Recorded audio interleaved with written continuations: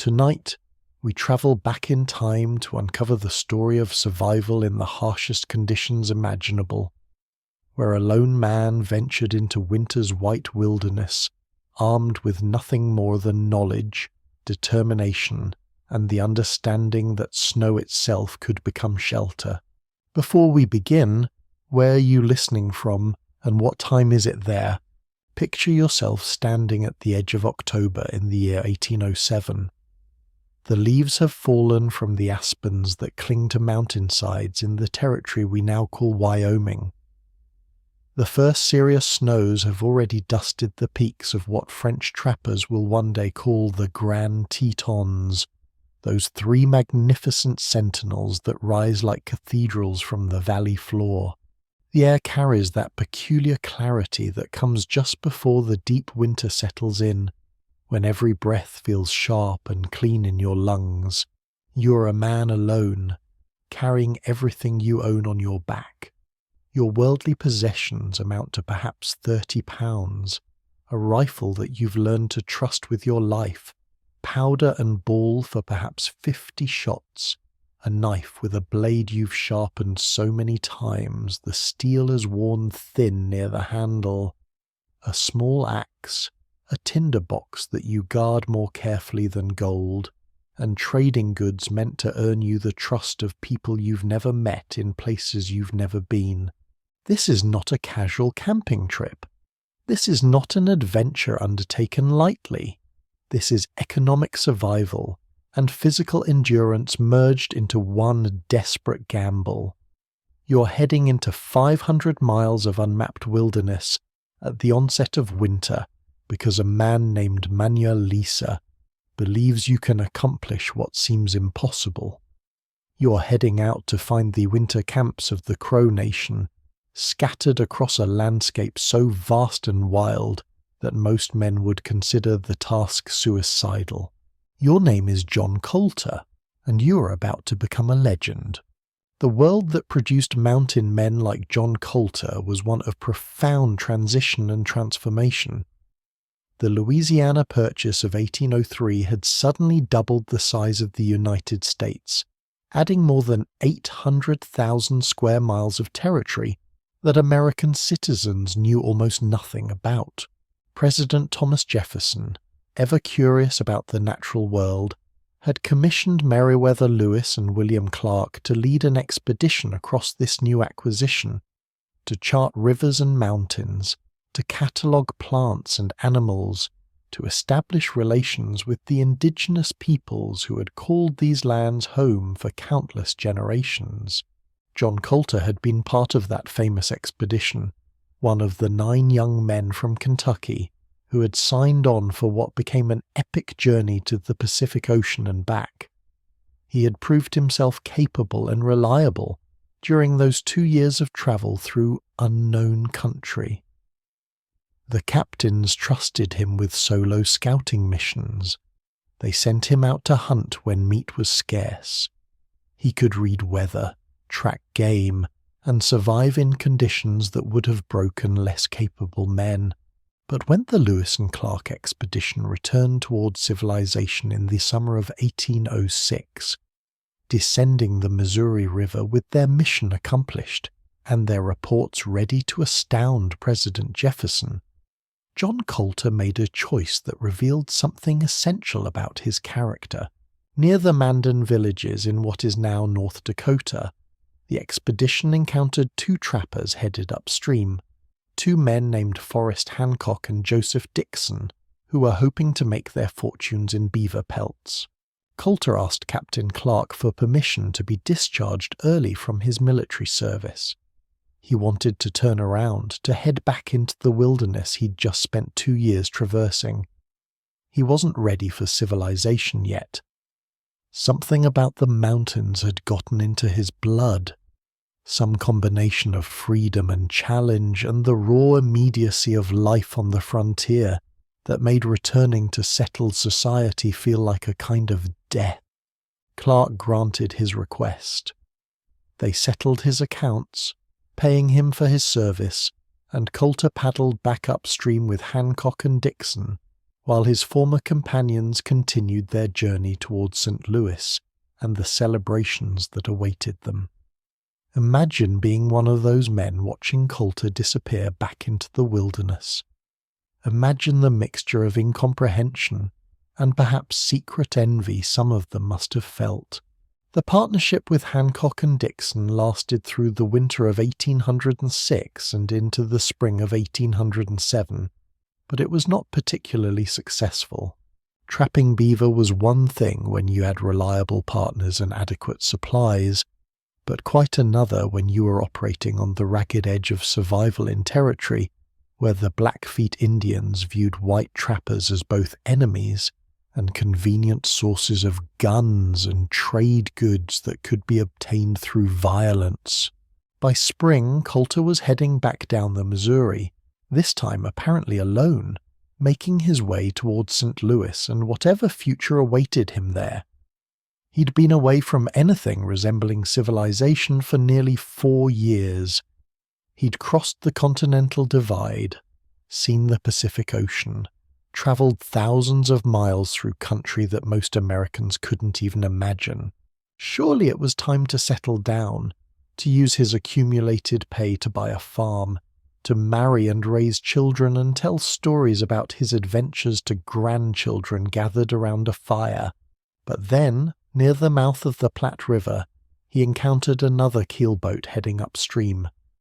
This one belonged to Manuel Lisa, a Spanish-born trader who was organizing one of the first major commercial fur trading expeditions into the newly explored territories. Lisa's party included several of Coulter's former companions from the Lewis and Clark expedition, men like George Drouillard and John Potts, who had also found themselves unable to resist the call of the mountains. More importantly, Manuel Lisa recognized immediately that John Coulter represented an invaluable asset. Here was a man who had actually been to the Yellowstone country, who knew the rivers and mountains, who could speak some of the Indian languages and communicate through sign language with most of the Western tribes. Lisa's entire enterprise depended on establishing trading relationships with Indian nations who had beaver pelts to trade. Who better to facilitate those relationships than someone who'd already proven his capability in that very region? Lisa made Coulter an offer that must have seemed both attractive and daunting. He would pay Coulter good wages to turn around, to guide his party back upstream, to help them establish a trading post, and then to venture out during the winter to find Indian camps and invite them to come trade. For Coulter, this meant abandoning his plans to return to civilization, but it also meant continuing to do what he'd discovered he was good at, what he perhaps needed to do to feel fully alive. So for the third time, John Coulter turned his face toward the wilderness and paddled upstream, leaving behind the settled world that would have to wait a few more years for his return. Lisa's party established Fort Raymond, also called Fort Manuel, at the confluence of the Bighorn and Yellowstone rivers in October of 1807. The location was chosen carefully, based partly on Coulter's knowledge. It was far enough from the Three Forks region to avoid the worst of Blackfeet hostility, but positioned to trade with the Crow Nation and other tribes who were more amenable to American commerce. The fort was a rough structure, the kind of place that provided shelter from the elements, but could hardly be called comfortable. The men who built it knew it was temporary, a staging point for commercial operations rather than a permanent settlement. Some of Lisa's men would stay there through the winter, maintaining the post and preparing for the spring trapping season. But others, the most capable and daring ones, would range out across the landscape seeking trade and information. John Coulter received what might have been the most challenging assignment of all. Lisa needed him to find the winter camps of the Crow Nation, scattered across hundreds of miles of Rocky Mountain wilderness. The Crow were a powerful people who controlled valuable hunting grounds. If Lisa could establish good relations with them, convinced them to bring their beaver pelts to Fort Raymond instead of trading with British companies operating farther north, the entire enterprise might succeed. If he couldn't, the fort would likely fail, another forgotten outpost in the vast sweep of western expansion. It was late October when Coulter prepared to leave Fort Raymond. The exact date has been lost to history, but we know from the seasonal patterns of the northern Rockies that by late October, serious winter weather becomes a near certainty at higher elevations. Mountain passes that might be traversable in September become death traps by November. Rivers that flow freely in early fall begin to freeze, presenting both obstacles and opportunities for a traveller on foot. Coulter packed his gear with the careful attention to weight that any experienced wilderness traveller understands. Every ounce matters when you're travelling on foot across mountainous terrain. His rifle was essential, both for hunting and for defence, though at about 10 pounds it represented a significant portion of his load. His powder horn and lead balls for ammunition added several more pounds. His knife and small axe, his fire-starting materials protected in waterproof containers, extra moccasins because footwear wears out quickly when you're covering rough ground day after day. He carried trading goods, items that would demonstrate peaceful intentions and facilitate exchanges with the Crow.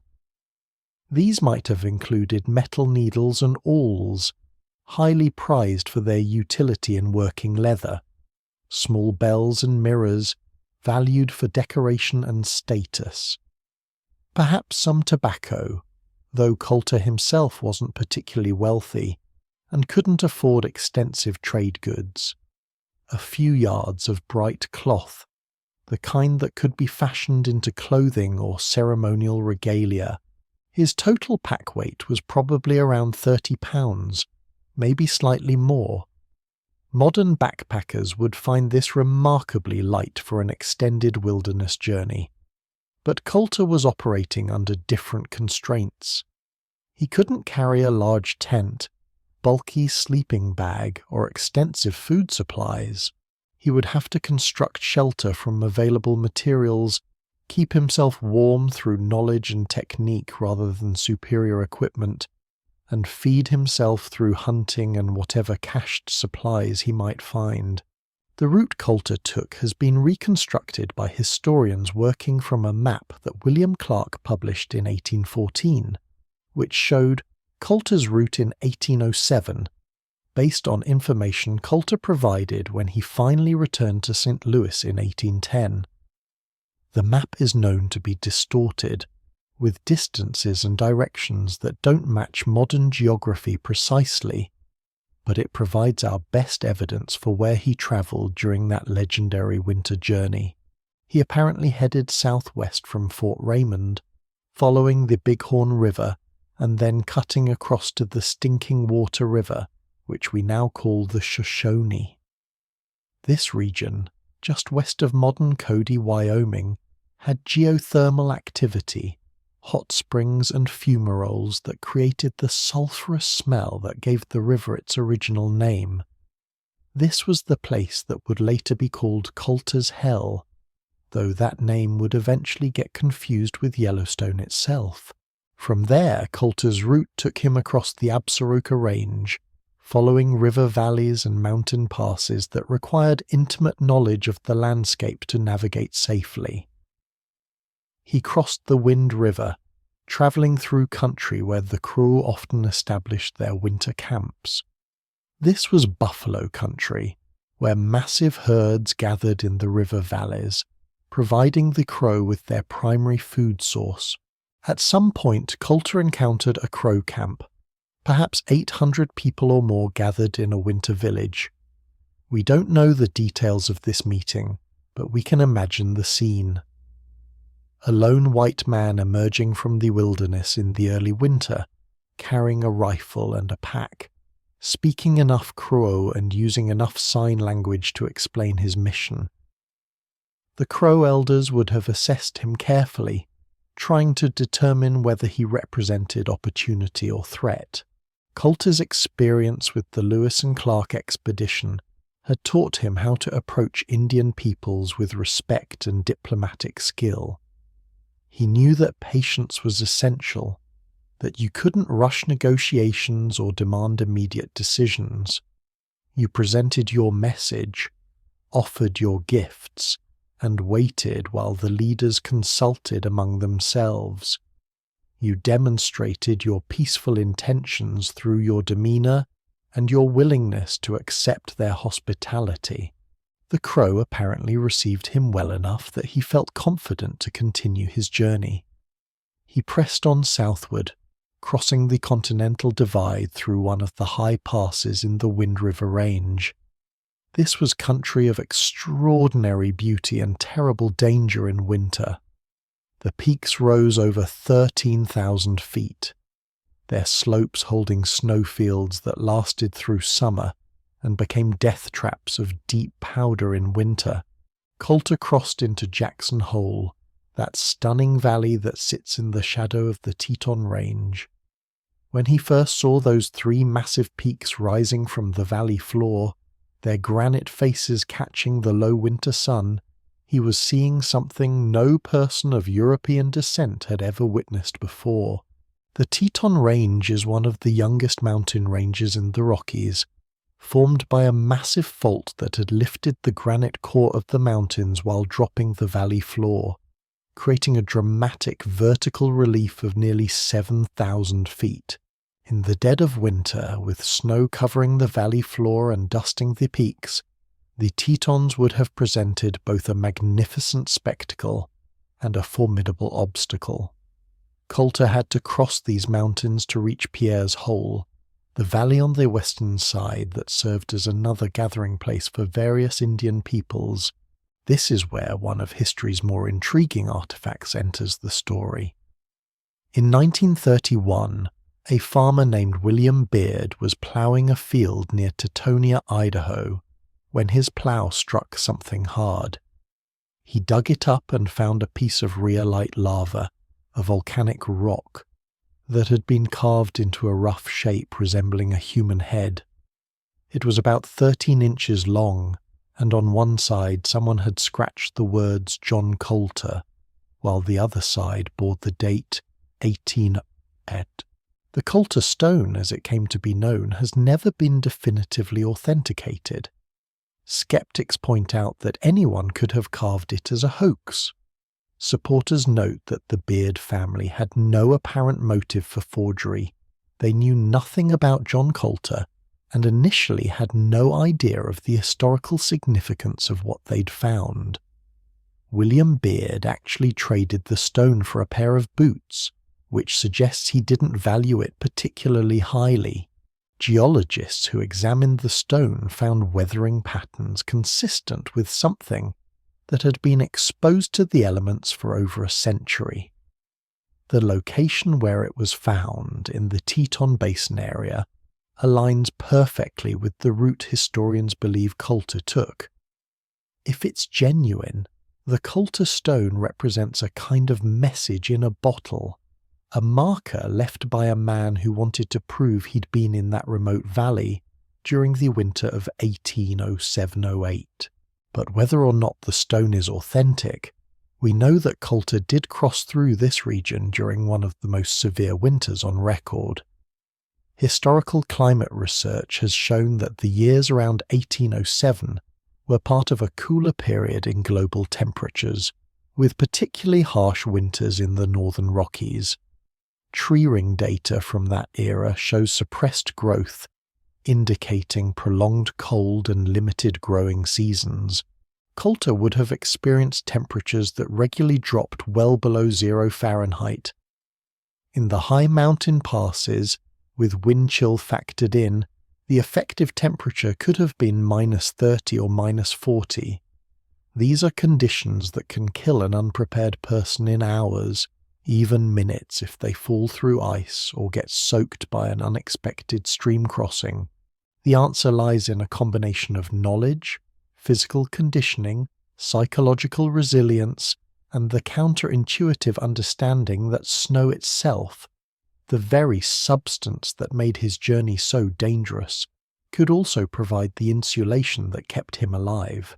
Every mountain man who survived in the high country learned the fundamental principle that snow is not simply frozen water to be avoided at all costs, but rather a complex material with properties that could be exploited for survival. Snow is essentially a matrix of ice crystals with enormous amounts of air trapped between them. This combination creates one of nature's most effective insulators.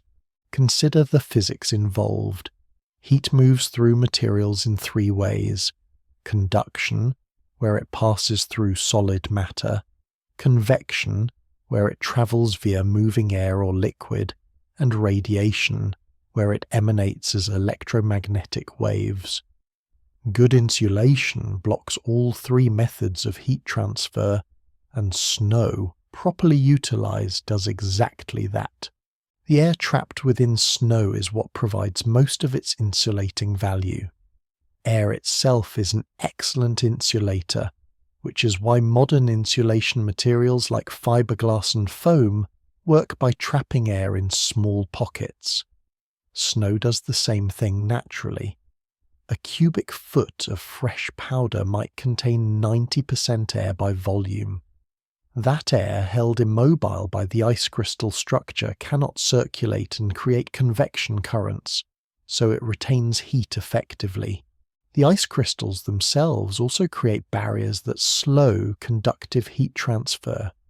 Heat trying to pass through snow must travel through a tortuous path, moving from ice crystal to air pocket to ice crystal, in an inefficient process that dissipates thermal energy. This is why snow accumulation on your roof doesn't immediately melt from the heat of your house. The snow itself is insulating your roof, preventing heat from escaping upward. But not all snow provides equal insulation.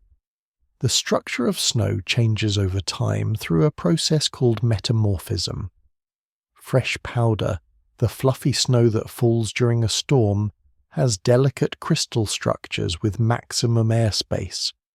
This provides excellent insulation but lacks structural strength. It can't support much weight and collapses easily. As snow sits on the ground, the crystals begin to change. Temperature fluctuations cause some parts to melt slightly and refreeze, creating bonds between crystals.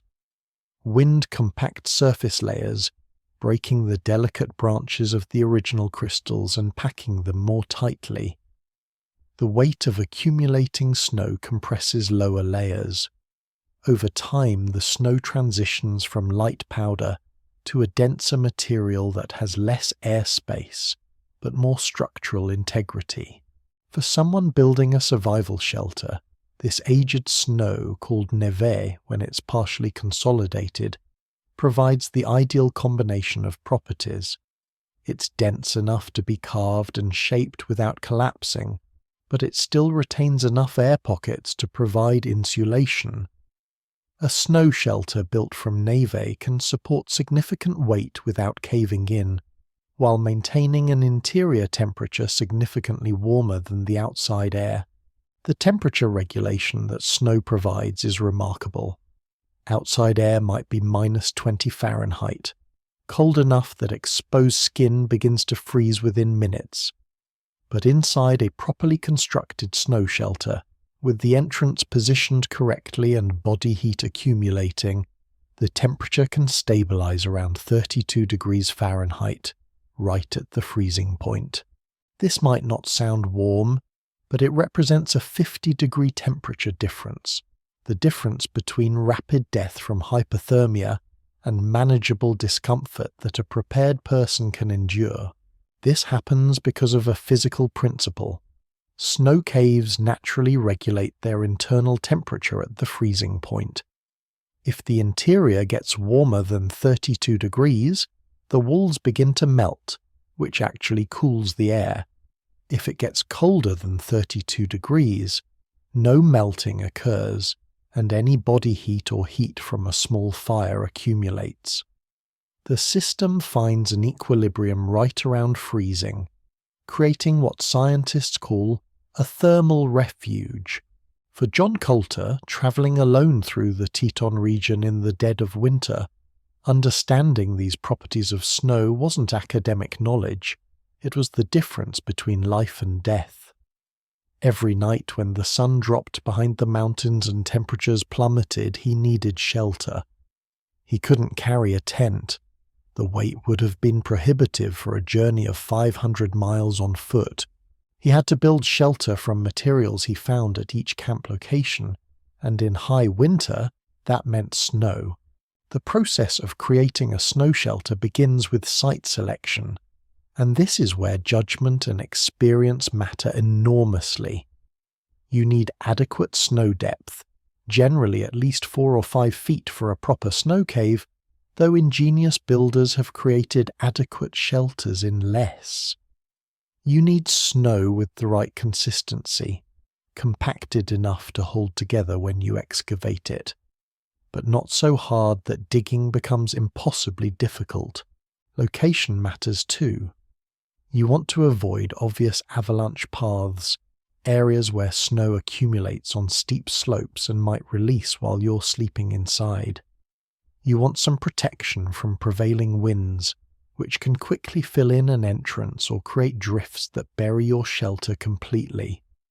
Natural features like rock outcroppings, dense tree stands, or the leeward side of ridges provide better building sites than exposed slopes or open meadows. Coulter would have looked for drifts, places where wind had piled snow into deep accumulations. The eastern sides of ridges in the northern Rockies often collect massive drifts as westerly winds deposit snow on the lee slopes.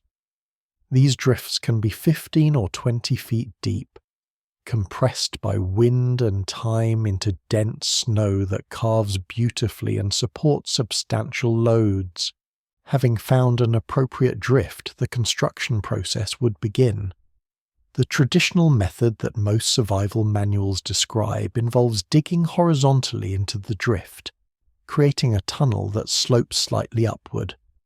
This upward slope is crucial. It means the sleeping platform ends up higher than the entrance, which creates a cold trap. The coldest air, being denser, sinks to the lowest point, which should be the entrance tunnel. The sleeping platform stays relatively warmer because warm air rises and accumulates at the highest point. But there's a problem with this traditional approach that experienced snow cave builders discovered through hard-earned trial and error. If you dig horizontally into a drift, you have to remove all the excavated snow by pulling it back out through your entrance tunnel.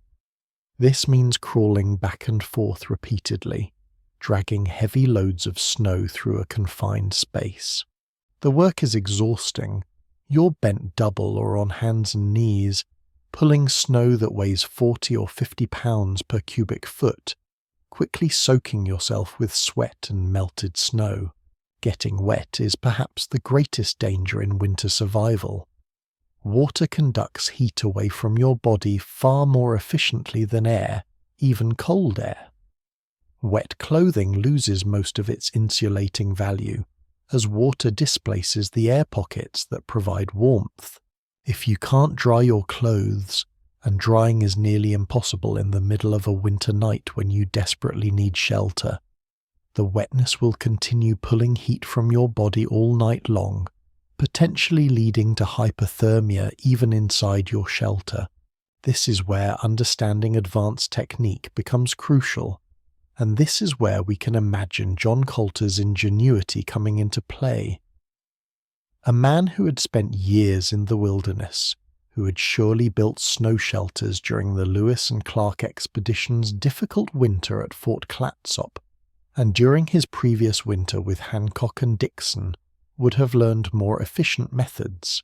The more sophisticated approach involves building your snow cave from the top down rather than burrowing in from the side. You find a drift and, instead of digging horizontally, you dig straight down from above, creating a vertical shaft. Then you excavate outward from the bottom of that shaft, creating your interior chamber. The snow you remove simply gets lifted up and out of the shaft, falling away down the sides of the drift. You never have to crawl through a tunnel dragging heavy loads. You stay relatively dry because you're not compacting yourself through tight spaces. Once you've created your interior chamber, you cut blocks from the snow you've removed and use them to build a wall at the base of your vertical shaft, creating your entrance. You can leave a small crawl hole, just large enough to squeeze through, which minimizes heat loss. The rest of the entrance can be completely blocked with snow blocks, creating excellent insulation. The interior space doesn't need to be large. For one person, a chamber about 6 feet long, 4 feet wide, and 3 or 4 feet high provides adequate room to lie down and sleep. You want a domed ceiling, which serves two important purposes. First, the dome shape is structurally strong, distributing weight evenly so the roof is less likely to collapse. Second, the curved ceiling causes condensation to run down the walls instead of dripping on you as you sleep. Because your body heat and breath create moisture in the cold air, condensation will form on the interior surfaces of your snow cave. If your ceiling is flat, water droplets will accumulate and drip directly onto you, soaking your clothing and creating the very wetness you're trying to avoid. A domed ceiling causes those droplets to run sideways toward the walls, where they either freeze harmlessly or drip into your cold well, the lower entrance area where cold air accumulates. The walls of your shelter need to be thick enough to provide good insulation and structural integrity, but not so thick that you've wasted effort digging out more snow than necessary. Most experienced builders aim for walls and ceiling about a foot thick. You can judge thickness by poking a stick or ski pole through from the inside. If you can push through easily, the walls are too thin. If you can't push through at all, they might be thicker than necessary. Ventilation is absolutely critical, and this is where many people who build snow shelters make fatal mistakes. Snow is porous and allows some air exchange, but not enough to sustain a person breathing all night in an enclosed space. You must create deliberate ventilation holes. The traditional approach is to poke a stick or ski pole up through the roof in several places, creating small holes that allow fresh air to enter while letting carbon dioxide escape. The danger of carbon dioxide buildup in an enclosed snow cave is real and has killed people. Carbon dioxide is heavier than oxygen, so it tends to accumulate at lower levels, which ironically means it often concentrates right where you're breathing if you're lying down. The symptoms of carbon dioxide poisoning include headache, dizziness, and drowsiness, which are easy to ignore when you're already exhausted from a day of hard travel. You might simply fall into a sleep from which you never wake. Some builders leave a ski pole or long stick protruding up through the ceiling, serving as both a ventilation hole and an emergency marker. If your entrance gets blocked by drifting snow during the night, which can happen in active storms, that pole provides an alternate air source and shows rescuers where you are.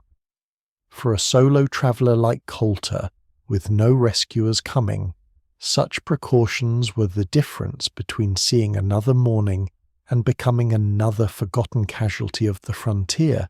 Inside your completed snow cave, assuming you've done everything correctly, you now have a shelter that will protect you from wind and hold your body heat far more effectively than sleeping in the open. But you're not warm, not by any normal standard of comfort. You're surviving, which is different from being comfortable. The temperature inside your shelter hovers around freezing 32 degrees Fahrenheit. This is cold enough that water left in a container will freeze, cold enough that your breath creates thick clouds of vapor, cold enough that you need every advantage you can muster to avoid hypothermia during the long hours of a winter night. John Coulter would have worn clothing made from animal skins, probably deer or elk leather, which provided good protection from wind and abrasion. Mountain men often wore multiple layers, with an inner layer of leather or sometimes cloth next to the skin, and an outer layer of heavier, less tanned hide that shed water and wind. In extreme cold they might add a buffalo robe, the thick winter hide of a buffalo bull providing extraordinary insulation. His bedding would have been minimal, perhaps another buffalo robe or elk hide that could be wrapped around himself. The ground inside a snow cave is snow, which is frozen water, which conducts heat readily despite the air pockets. Lying directly on snow will pull warmth from your body all night through conductive heat loss. You need insulation beneath you, something to create an air gap between your body and the frozen ground. This is where the sleeping platform comes in. Inside your snow cave you carve a bench from the snow, raising the sleeping surface above the floor. Then you cover this bench with whatever materials you can find. In a forested area, you might cut pine or fir boughs, layering them to create a cushion that traps air. The needles and branches create thousands of tiny air pockets, dramatically reducing heat conduction into the snow below. In areas above tree line or in open country where you can't find vegetation, you might use your pack, your extra clothing, even bundles of grass if you can find any exposed patches. Anything that creates an insulating layer between your body and the snow helps conserve precious warmth. A small fire inside a snow cave is theoretically possible, but practically difficult and potentially dangerous. The ventilation requirements for a fire are substantial, much greater than what you need just for breathing. A fire produces not only carbon dioxide but also carbon monoxide, an odorless gas that kills silently and efficiently. The smoke from a fire can be overwhelming in an enclosed space, driving you out into the cold even if the fire provides welcome heat. Moreover, fire inside a snow cave causes melting, which can compromise the structural integrity of your shelter. This ceiling begins to drip, soaking everything. The walls might thin enough to collapse.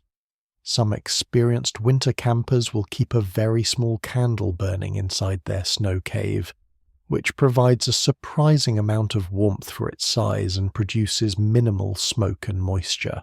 But a full fire, the kind you'd use for cooking or serious heating, needs to be built outside in the open where ventilation isn't an issue. So Coulter's nights were spent in cold darkness, wrapped in whatever robes and hides he carried, lying on a platform of pine boughs or grass, breathing the still air of his snow cave while wind howled outside. This silence inside a snow shelter is remarkable once you've blocked the entrance. The snow walls absorb and muffle sound so effectively that you seem to exist in a bubble of quiet, disconnected from the violent weather that might be raging mere feet away. This quietness can be both comforting and unsettling. It means you're protected, that your shelter is doing its job, but it also means you're cut off, unable to hear approaching danger, whether that's a predator, a human threat, or weather conditions that might require you to modify or abandon your shelter. A man alone in such circumstances learns to trust his shelter while remaining alert to subtle sounds that might indicate problems. The darkness would have been absolute. Coulter carried no flashlight, no headlamp, no modern lighting source. He might have had a small candle, though candles were precious on the frontier and not wasted casually. More likely, he spent his nights in complete darkness, learning to do everything by touch, arranging his bedding by feel, checking his rifle and powder horn to ensure they remained dry, preparing his gear for the next day's travel without being able to see anything.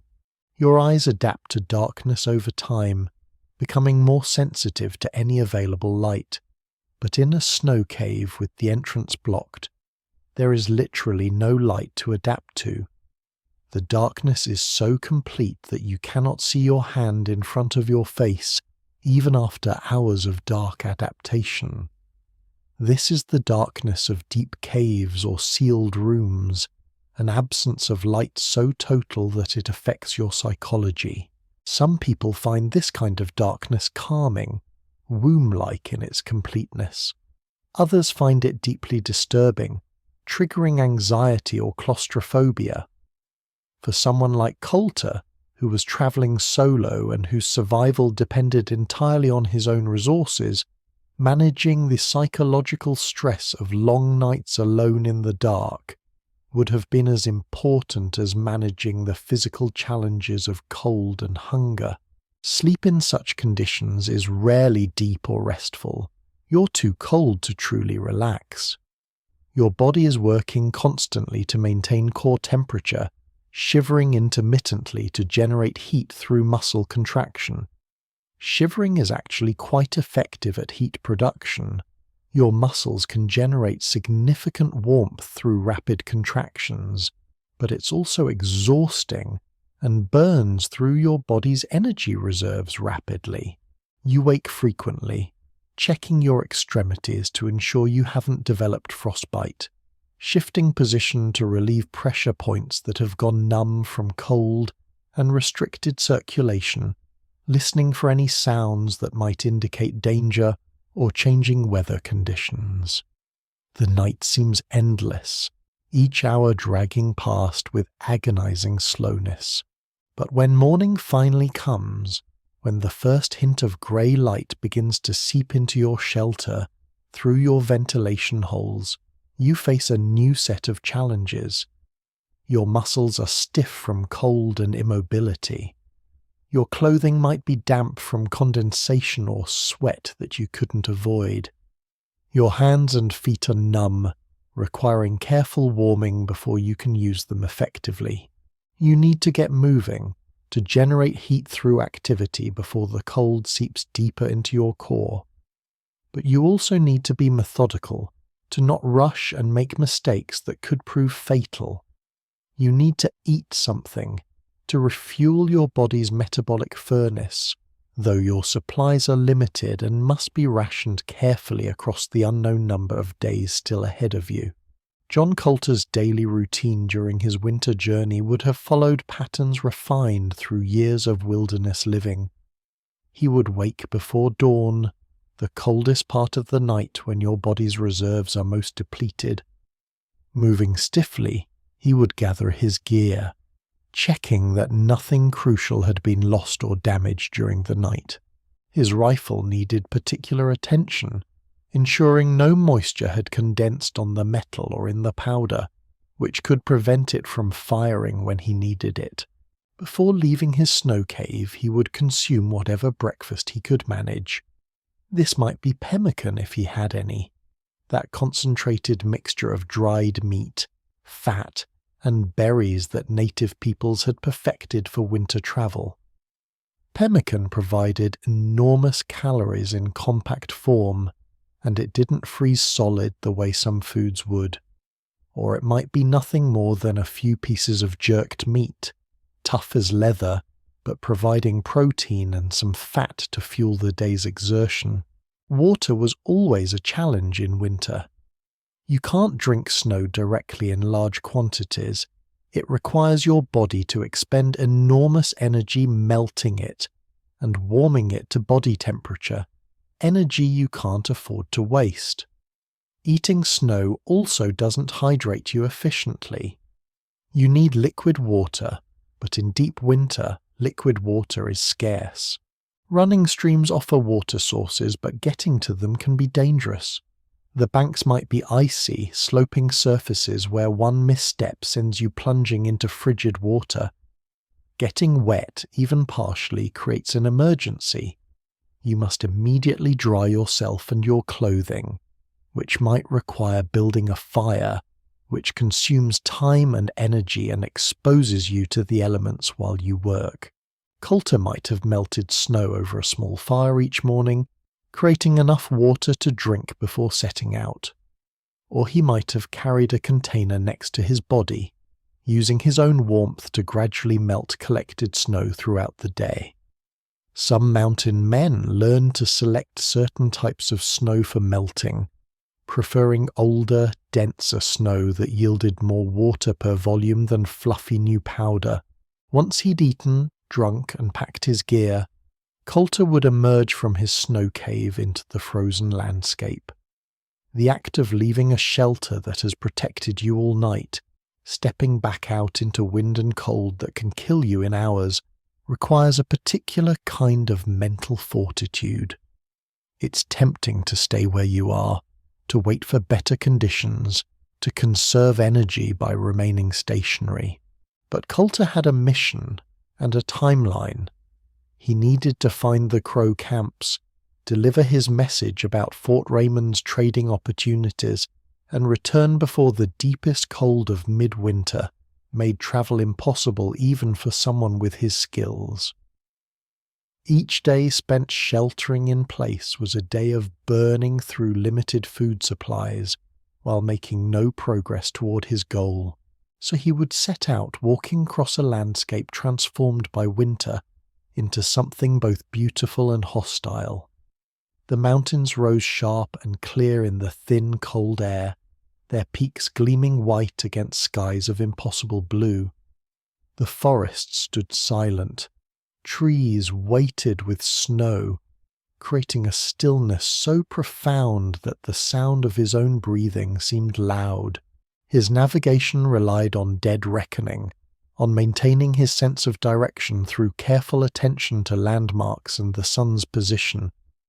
Compasses existed but were not universally carried by frontiersmen of this era, and magnetic declination in the northern Rockies could make them misleading anyway. Coulter would have learned to navigate by reading the landscape, by understanding how rivers flowed and mountains aligned, by knowing that certain types of terrain indicated he was heading into higher or lower elevation. The physical exertion of walking through deep snow, especially when breaking trail through areas where no one had traveled recently, is exhausting beyond what most modern people can imagine. Each step requires you to lift your leg high, break through the surface crust, sink down until your foot hits more solid snow or the ground beneath, then extract your leg for the next step. In powder conditions, you might sink to your knees or even your thighs with each step. Snowshoes help enormously, distributing your weight across a larger surface area so you stay on top of the snow rather than sinking through. Coulter likely carried snowshoes or knew how to fashion them from available materials, willow branches woven into a netted frame that strapped to his moccasins. With snowshoes, travel through deep snow becomes merely difficult rather than impossible. But even with snowshoes, covering 10 or 15 miles in a day through mountainous, snow-covered terrain represents hard physical labor. Your legs burn with fatigue. Your lungs work constantly in the thin mountain air, which at 8 or 9,000 feet elevation holds significantly less oxygen than the lowlands. Your core temperature swings between too hot when you're working hard and too cold when you stop to rest. The danger of sweating becomes acute during strenuous exertion in extreme cold. When you're walking hard, climbing steep terrain, breaking trail through deep snow, your body generates enormous heat.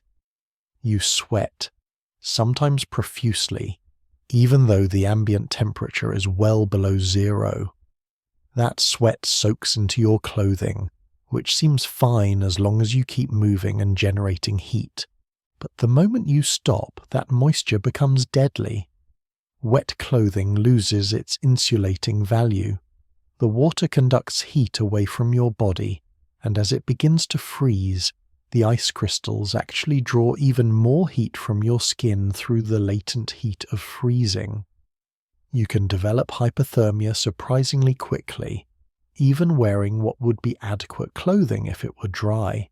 Experienced winter travelers learn to regulate their temperature carefully, removing layers before they start sweating heavily, choosing their pace to maintain warmth without overheating, stopping to cool down before sweat accumulates. It's a constant balancing act that requires attention and judgment. Coulter would have monitored his own condition constantly, checking his extremities for the warning signs of frostbite, the numbness that indicates tissue is starting to freeze. Frostbite typically begins in your fingers, toes, nose and ears, the extremities that are farthest from your core and where blood flow is most easily restricted by cold. The early stages of frostbite, called frostnip, can be reversed if you catch them quickly. You rewarm the affected area, either with body heat, tucking your hands into your armpits for instance, or with warm water if you can produce it. The tissue might be painful as sensation returns, but there's no permanent damage. But if frostbite progresses to deeper tissue freezing, the damage becomes permanent.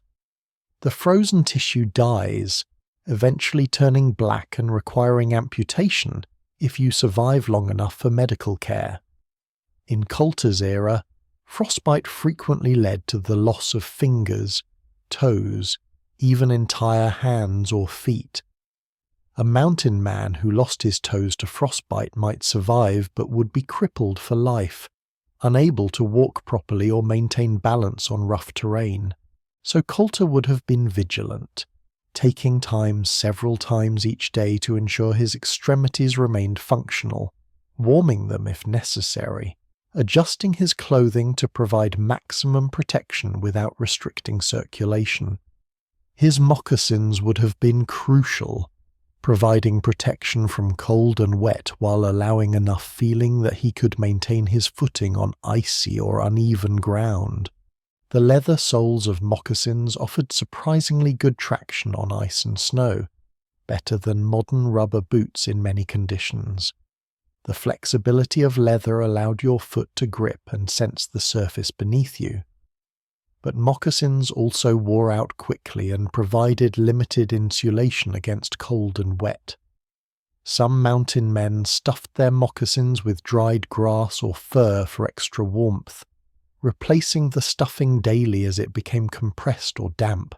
Coulter's route took him through varying terrain and vegetation zones, each presenting different challenges and opportunities. In the valley floors, where the Crow often established winter camps near streams and cottonwood groves, he might find relatively easier travelling and more abundant firewood. But valleys also funnel wind and accumulate the coldest air, creating temperature inversions where the valley floor is colder than the mountain slopes above. In the mountain passes, where he had to cross from one drainage to another, the challenges intensified. Higher elevation meant deeper snow and colder temperatures. The wind in exposed passes could be ferocious, strong enough to knock a person down, driving ice crystals that scoured exposed skin like sandpaper. But the views from these high points also provided crucial navigation information, allowing him to see distant landmarks and confirm his route. In the forests, primarily lodgepole pine, spruce and subalpine fir at the elevations he travelled, he found both shelter and fuel. Trees broke the wind, creating calmer microclimates in their lee. Dead standing trees killed by beetles or fire provided relatively dry wood for fires even in the middle of winter. The deep snow under dense forest canopy was often less wind-packed and more consistent in depth than in open areas, making snowshoe travel more predictable. But forests also limited visibility, making it harder to navigate and easier to become disoriented. The trees all looked similar, creating a sameness that could confuse your sense of direction. Coulter would have had to pay close attention to subtle indicators, moss growing preferentially on the north sides of trees, the prevailing lean of trees shaped by wind patterns, the way snow accumulated differently on south-facing versus north-facing slopes. Wildlife was both a resource and a danger. Coulter hunted as he travelled, taking whatever game he could find to supplement his limited provisions. In winter, many animals were weak from scarce food and more vulnerable to a capable hunter. Deer and elk might be found in valley bottoms where they sought shelter from the worst weather. Rabbits and other small game could be snared or shot, but large predators were also active, made desperate by hunger. Grizzly bears should have been in hibernation, though individuals sometimes emerged during warm spells or if disturbed. Wolves travelled in packs, hunting elk and deer, but capable of viewing a solitary human as potential prey. Mountain lions were solitary but formidable, capable of stalking and ambushing humans, especially in broken terrain where they could use cover effectively. The presence of these predators meant Coulter could never truly relax, even at night in his snow cave. He would have taken precautions, keeping his rifle close, perhaps sleeping with his knife accessible, positioning his shelter so he could hear approaching animals. The psychological burden of maintaining constant vigilance month after month, day and night, would have been enormous, yet somehow through all of this, Coulter not only survived but succeeded in his mission. He found Crow camps, delivered Lisa's message about the trading opportunities at Fort Raymond, and established relationships that would benefit the Missouri Fur Company.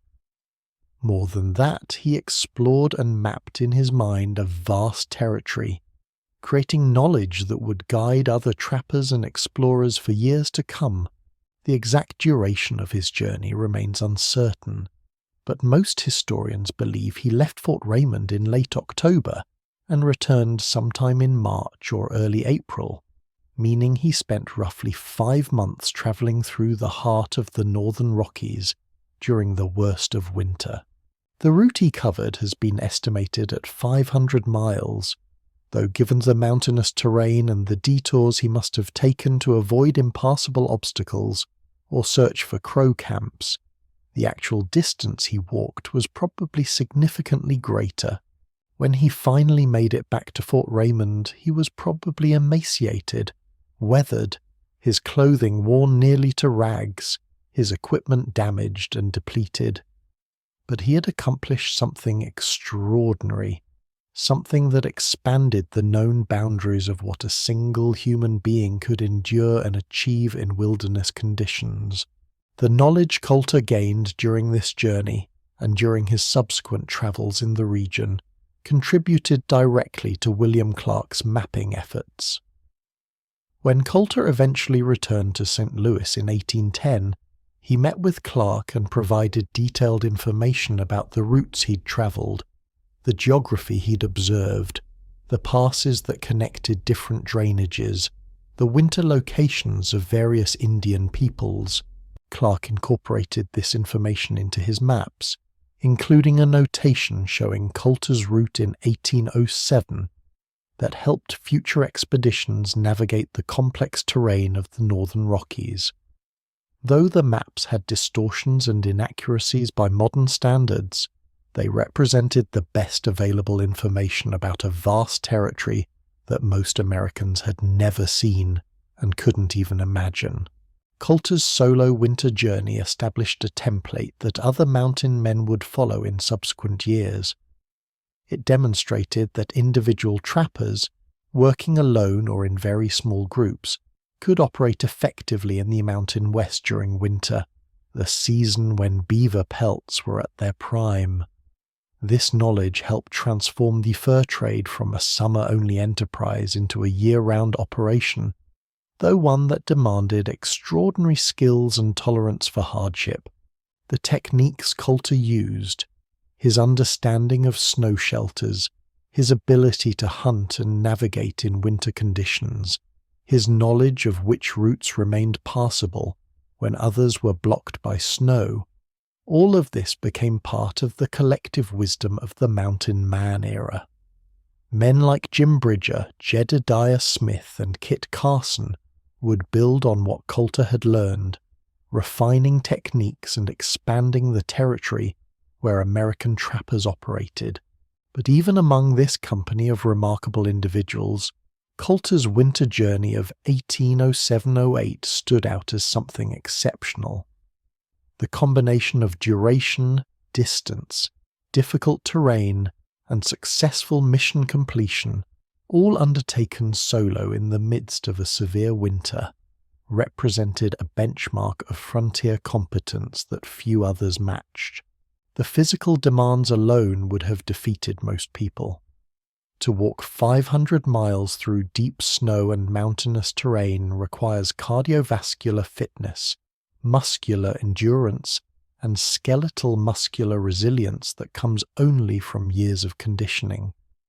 Modern long-distance hikers who attempt to traverse similar territory in summer, carrying lighter loads and using superior equipment, find it exhausting.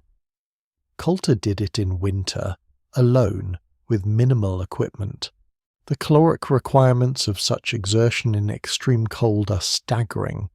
Your body burns enormous amounts of energy just maintaining core temperature when the ambient temperature is far below freezing. Add to that the energy required for walking all day through difficult terrain, and you're looking at caloric needs that might exceed 5,000 calories per day, possibly more during the most strenuous portions of the journey. Coulter couldn't possibly carry enough food to meet these needs for 5 months. He had to hunt, had to find game and successfully kill it despite the challenges of hunting in deep snow, had to butcher and preserve meat under primitive conditions, had to maintain his hunting skills when a single missed shot might mean going hungry for days. The mental pressure of knowing your life depends on successfully hunting, day after day, week after week, is difficult to imagine. There's also a profound loneliness in such solo travel that affects people in deep psychological ways. Humans are social creatures. We evolve to live in groups, to have regular contact with others of our species. Extended isolation, especially under stressful and dangerous conditions, can produce hallucinations, paranoia, depression, and other mental health challenges. Some solo travelers in extreme environments report conversations with imaginary companions, voices that seem real, presences that feel undeniably actual despite being products of an overstressed mind. Others describe a kind of dissociation, feeling like they're watching themselves from outside their body, going through the motions of survival while their consciousness floats apart from the physical experience. We don't know what psychological effects Coulter experienced during his journey. He left no journal, no written account describing his mental state, but we can infer from his successful completion of the mission that he managed to maintain functional cognition, that he didn't succumb to the kind of psychological breakdown that might have caused him to make fatal mistakes. Perhaps his previous experiences had prepared him psychologically as well as physically. His years with the Lewis and Clark expedition, with its extended periods of hardship and isolation from civilization, might have taught him how to manage the mental challenges of frontier life.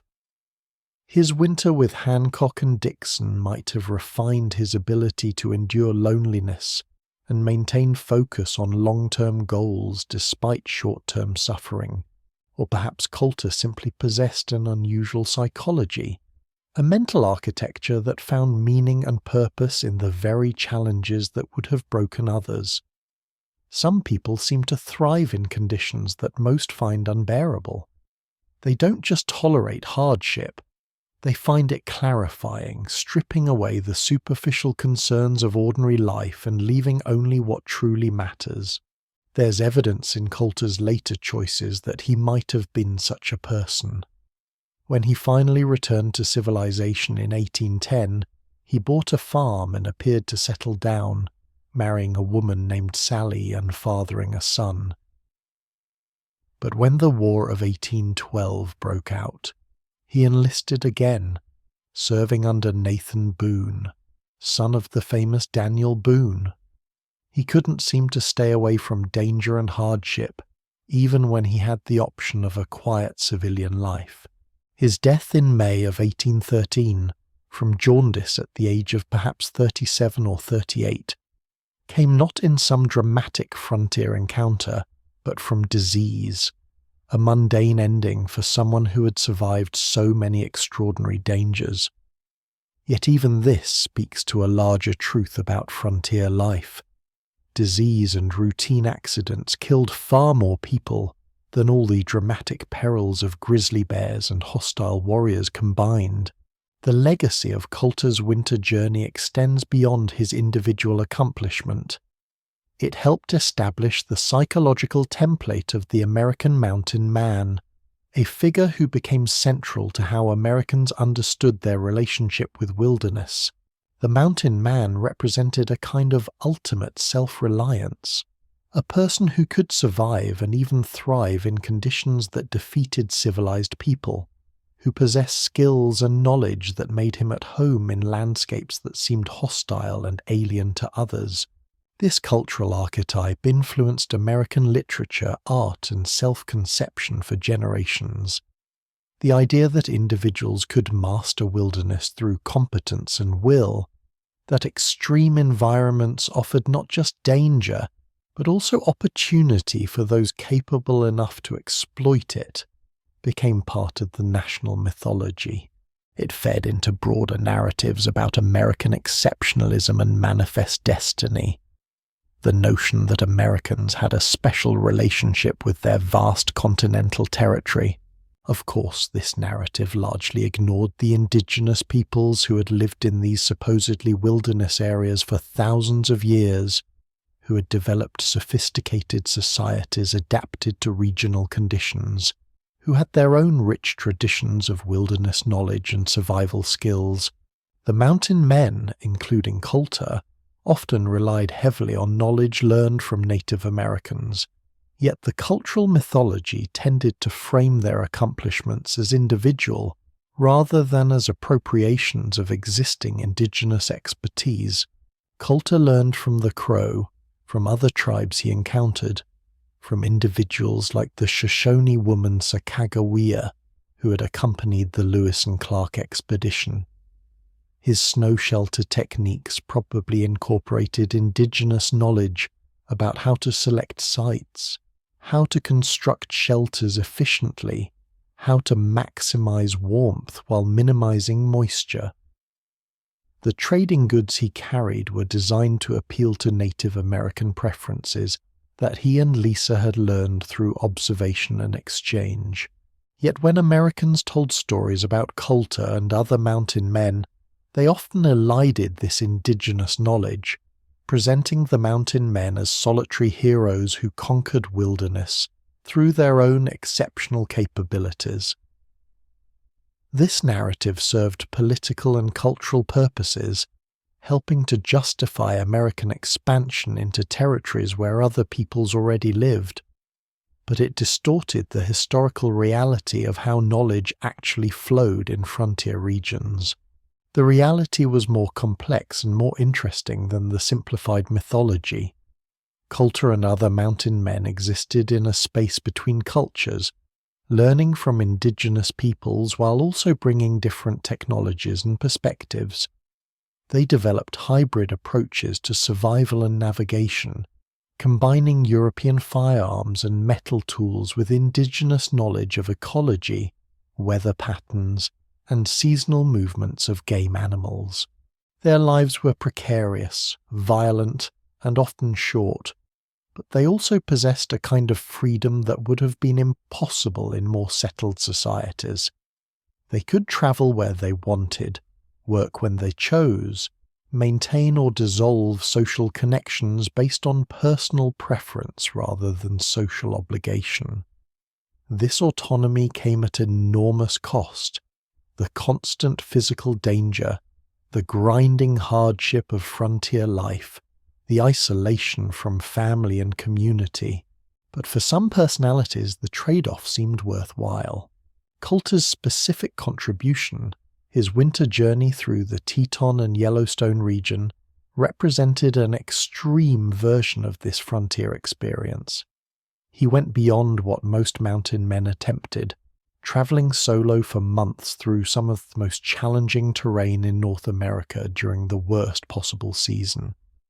His success demonstrated what was possible for someone with sufficient skill, determination, and perhaps luck.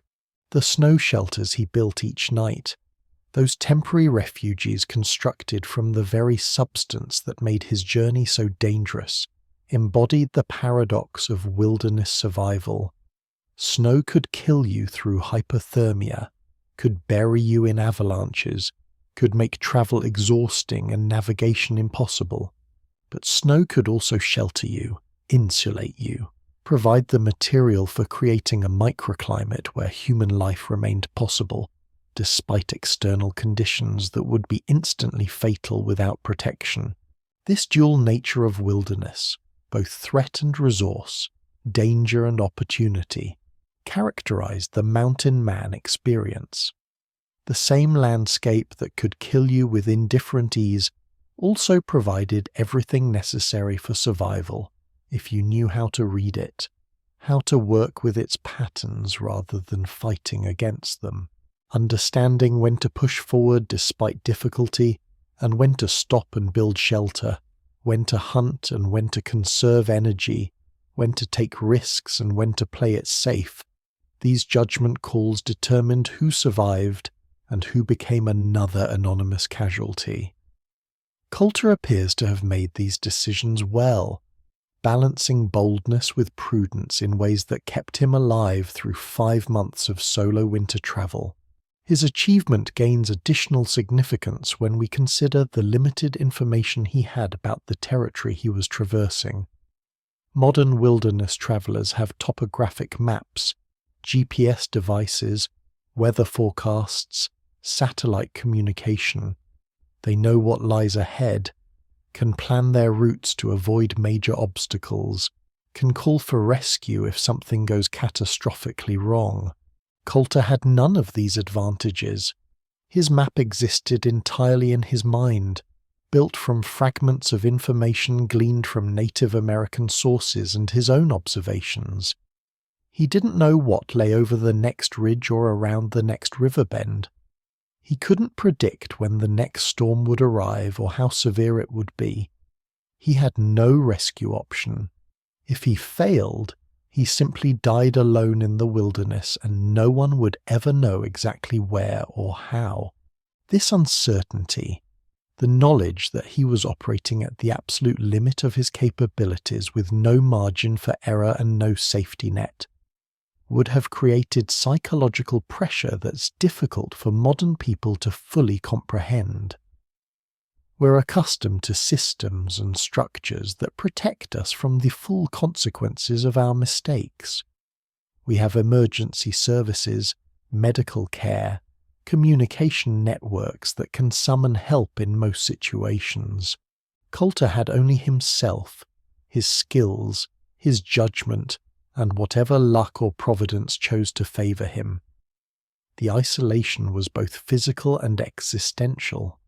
He was alone not just in the immediate sense of having no human companionship, but in the deeper sense of being completely responsible for his own survival, with no external support available. Some people would find this level of self-reliance liberating, a chance to test themselves against ultimate standards rather than social conventions. Others would find it terrifying, a burden too heavy to carry. Coulter apparently fell into the former category, someone who found meaning in the very extremity of the challenge.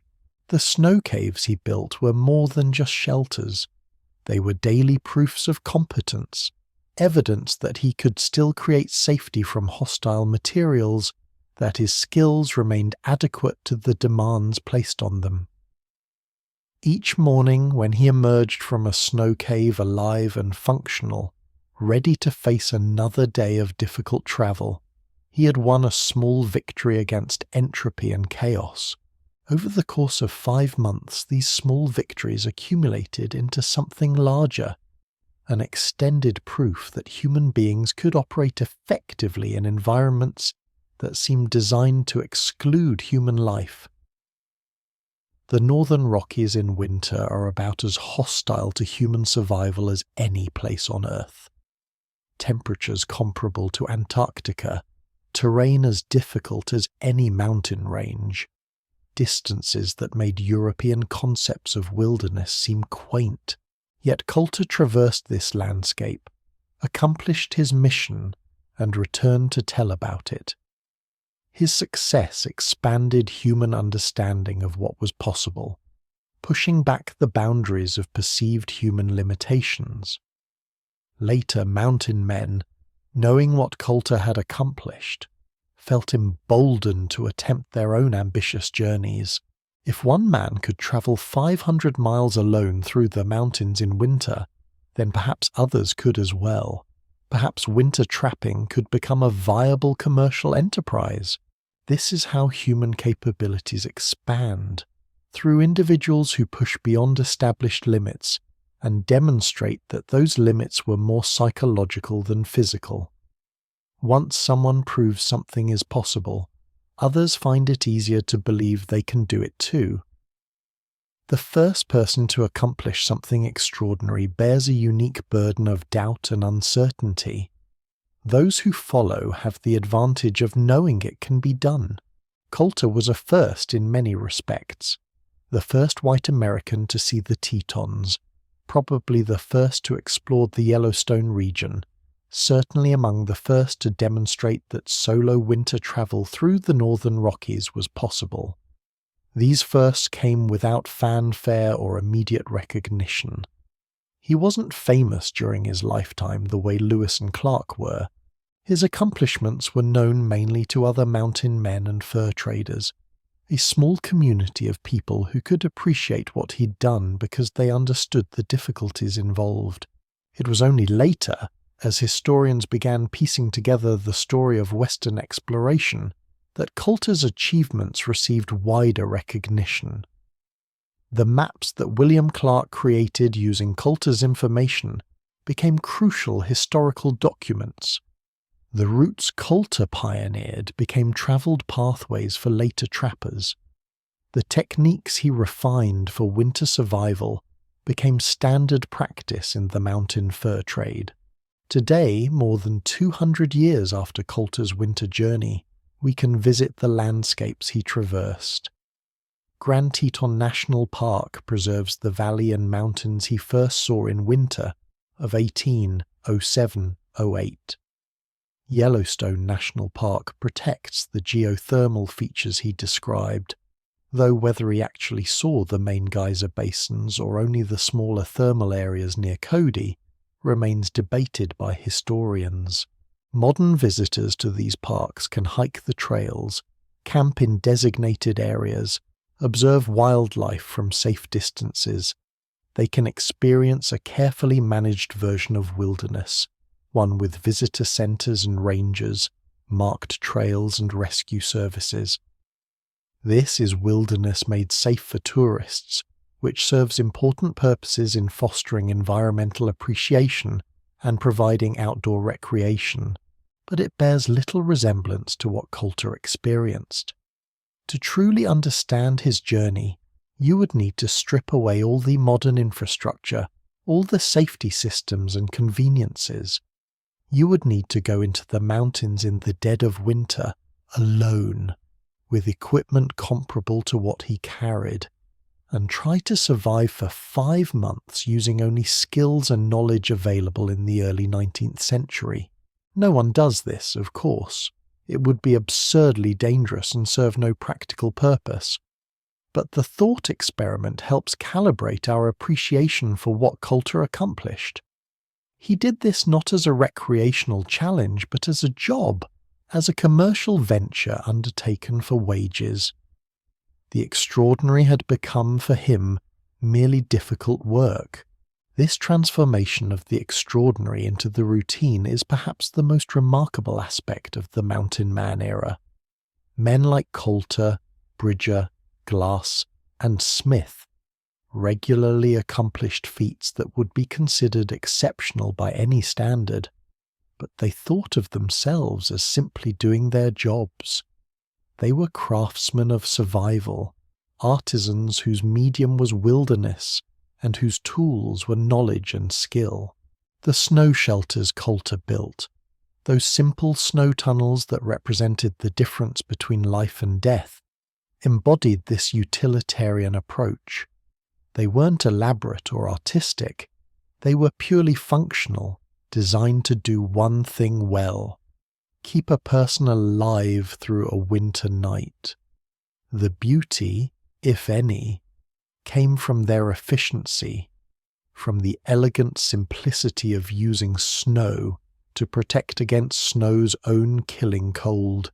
This elegance of simple solutions to complex problems characterizes much frontier technology.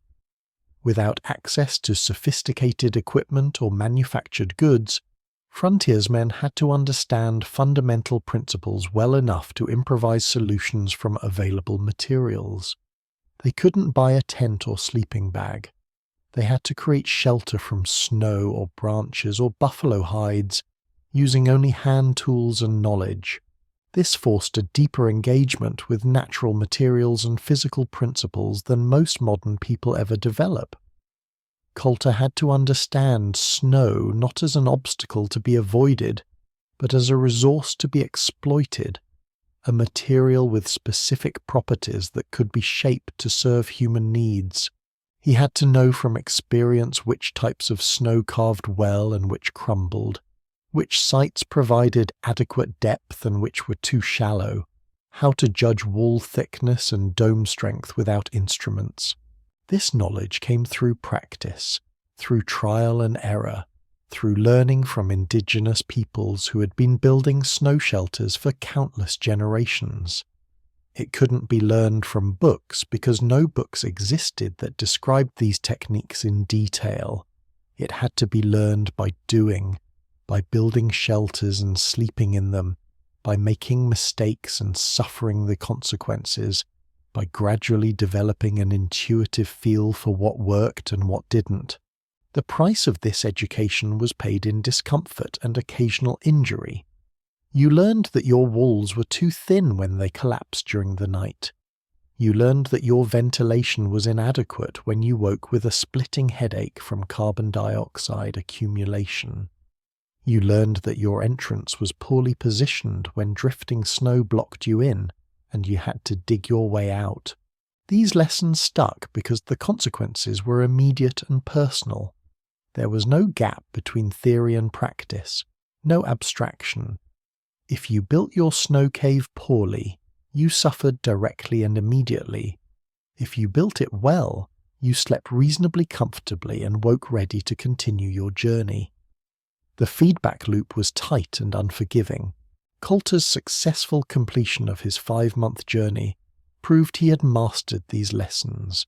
He built adequate shelters night after night in varying conditions and terrain, with different types of snow and available resources.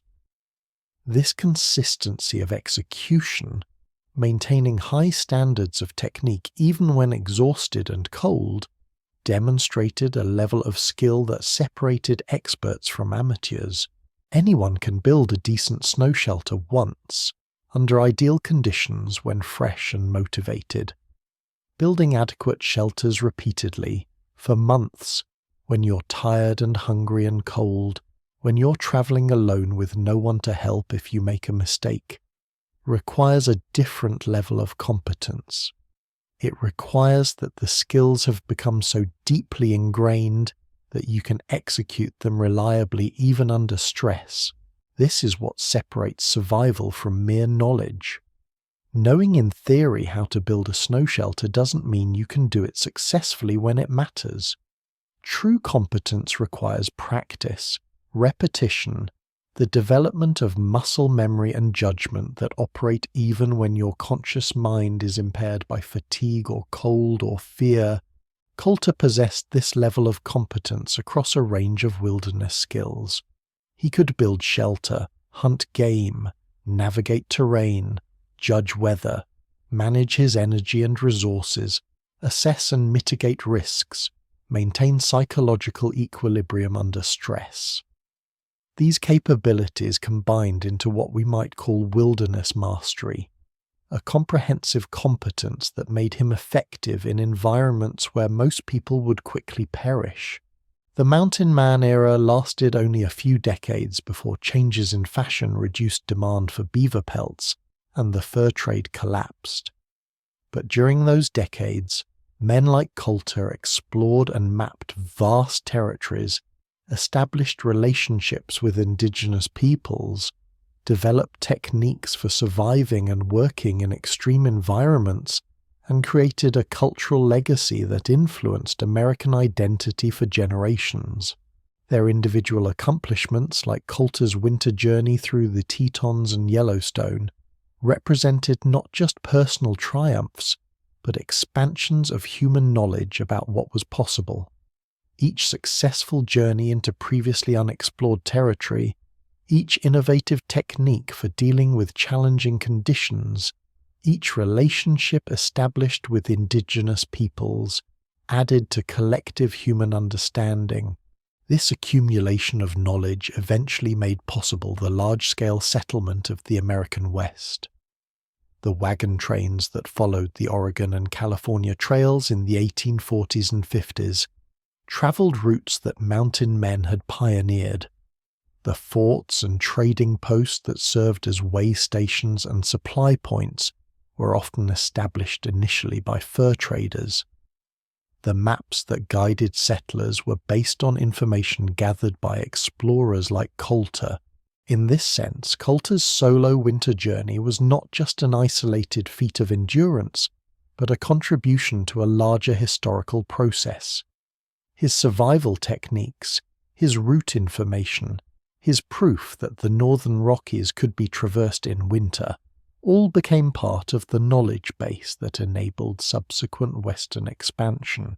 Whether this expansion was beneficial is a separate question, one that involves considerations of indigenous peoples' rights, environmental sustainability, and the costs of rapid settlement. But the historical fact remains that Coulter and his contemporaries played crucial roles in transforming the American West from unknown territory into mapped and settled landscape. The snow caves Coulter built during his winter journey have long since melted, leaving no physical trace.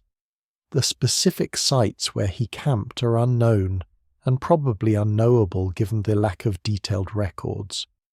But the knowledge he gained and transmitted, the demonstration that such journeys were possible, the expansion of understood human capabilities, these remain as his legacy. When modern wilderness travelers build snow shelters in the mountains, when backcountry skiers dig snow caves for overnight camps, when mountaineers create emergency shelters during storms, they are employing techniques that Coulter and his contemporaries helped refine and transmit. The specific methods have evolved with better tools and materials, but the fundamental principles remain unchanged because they're based on physical properties of snow that don't change.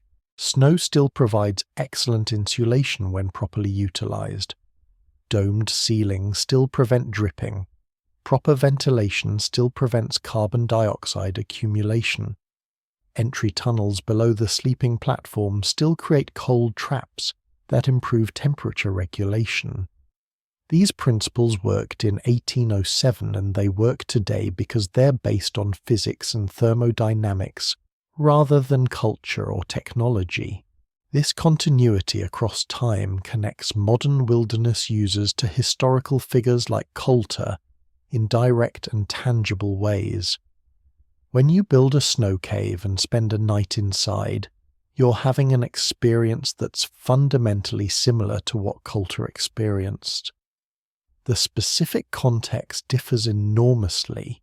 You're probably doing it recreationally rather than out of necessity. You have better equipment and more safety options. But the basic phenomenology, the physical sensations and immediate challenges remain much the same. This creates a kind of empathetic understanding that's difficult to achieve through books or lectures alone. To really comprehend what Coulter accomplished, to genuinely appreciate the skills and determination required, you need to spend time in similar environments attempting similar tasks. You need to feel the cold seeping through inadequate clothing, to experience the exhaustion of breaking trail through deep snow, to know the relief of entering a shelter you've built and feeling its protection from the elements. Few modern people have these experiences, which means Coulter's achievements can seem abstract or even mythological. The numbers are easy enough to state: 500 miles, 5 months, temperatures below zero. But numbers don't convey the lived reality, the day-to-day and hour-to-hour experience of enduring such conditions. Yet even without direct experience, we can recognize that what Coulter did required exceptional capabilities. We can understand that building adequate snow shelters night after night in varying conditions, while managing all the other demands of solo winter travel through mountain wilderness, represents a level of competence that most people never develop in any field. This recognition matters because it reminds us of human potential. We live in an era of specialization where most people develop deep expertise in narrow domains. We have specialists in thousands of different fields, each mastering their particular slice of human knowledge. But we have few generalists who possess comprehensive competence across a wide range of practical skills. Coulter represented a different model of competence, one where breadth was as important as depth, where the ability to handle diverse challenges with adequate skill mattered more than exceptional expertise in any single area. He wasn't the best marksman or tracker or shelter builder or navigator, but he was good enough at all of these things, and many others, to survive and succeed in an environment that tested all of his capabilities simultaneously. This comprehensive competence has value that extends beyond wilderness survival. The ability to assess complex situations, identify what matters most, execute adequate solutions under pressure, adapt when circumstances change, persist despite difficulties. These capabilities apply to many domains of human endeavor. Coulter's winter journey serves as a case study in how these capabilities combine to enable extraordinary achievements. No single day of his journey was impossible. Walking 10 or 15 miles through snow is difficult but doable. Building a snow shelter is challenging but learnable. Hunting for food, managing your energy, staying warm, these are all achievable tasks individually. The extraordinary part was doing all of these things together, successfully for 5 months, with no significant mistakes and no external support. This sustained execution at a high level of competence, day after day and week after week, is what transformed a series of difficult but manageable daily challenges into an epic achievement. Modern life rarely demands this kind of sustained comprehensive competence. Our complex society allows and even encourages specialization. We can be adequate or even poor at most practical skills because we can trade our specialized expertise for goods and services provided by others. We don't need to build our own shelter because we can pay someone else to do it. We don't need to hunt because we can buy meat at the store. This creates comfort and efficiency, but it also creates fragility. If the systems that allow specialization break down, either personally through loss of income or broadly through societal disruption, Many people lack the comprehensive skills needed to meet their basic needs directly. Coulter's example reminds us that humans are capable of much more than specialized knowledge. We can develop practical competence across a range of skills. We can learn to assess situations and solve problems even when we lack perfect information or ideal resources. We can endure significant hardship when we have clear purposes and sufficient determination. These capabilities don't require us to abandon modern life and head into the wilderness. They can be developed and exercised in contemporary contexts. But we do need to remember that they exist, that they're part of our human inheritance, that they can be cultivated when circumstances require it.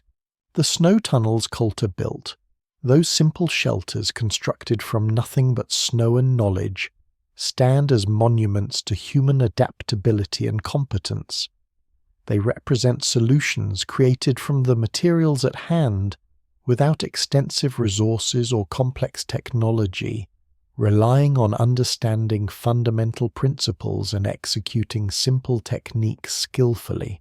In an age of increasing technological sophistication, where we often solve problems through complex systems and specialized equipment, there's value in remembering that simple solutions based on fundamental principles remain effective. Snow caves work because of physics and thermodynamics, principles that were true in 1807 and remain true today. The human body's need for protection from cold, for shelter that blocks wind and retains heat, hasn't changed despite our technological advances. Coulter's journey through the Tetons in winter of 1807-08 stands as one of the remarkable achievements of the mountain man era.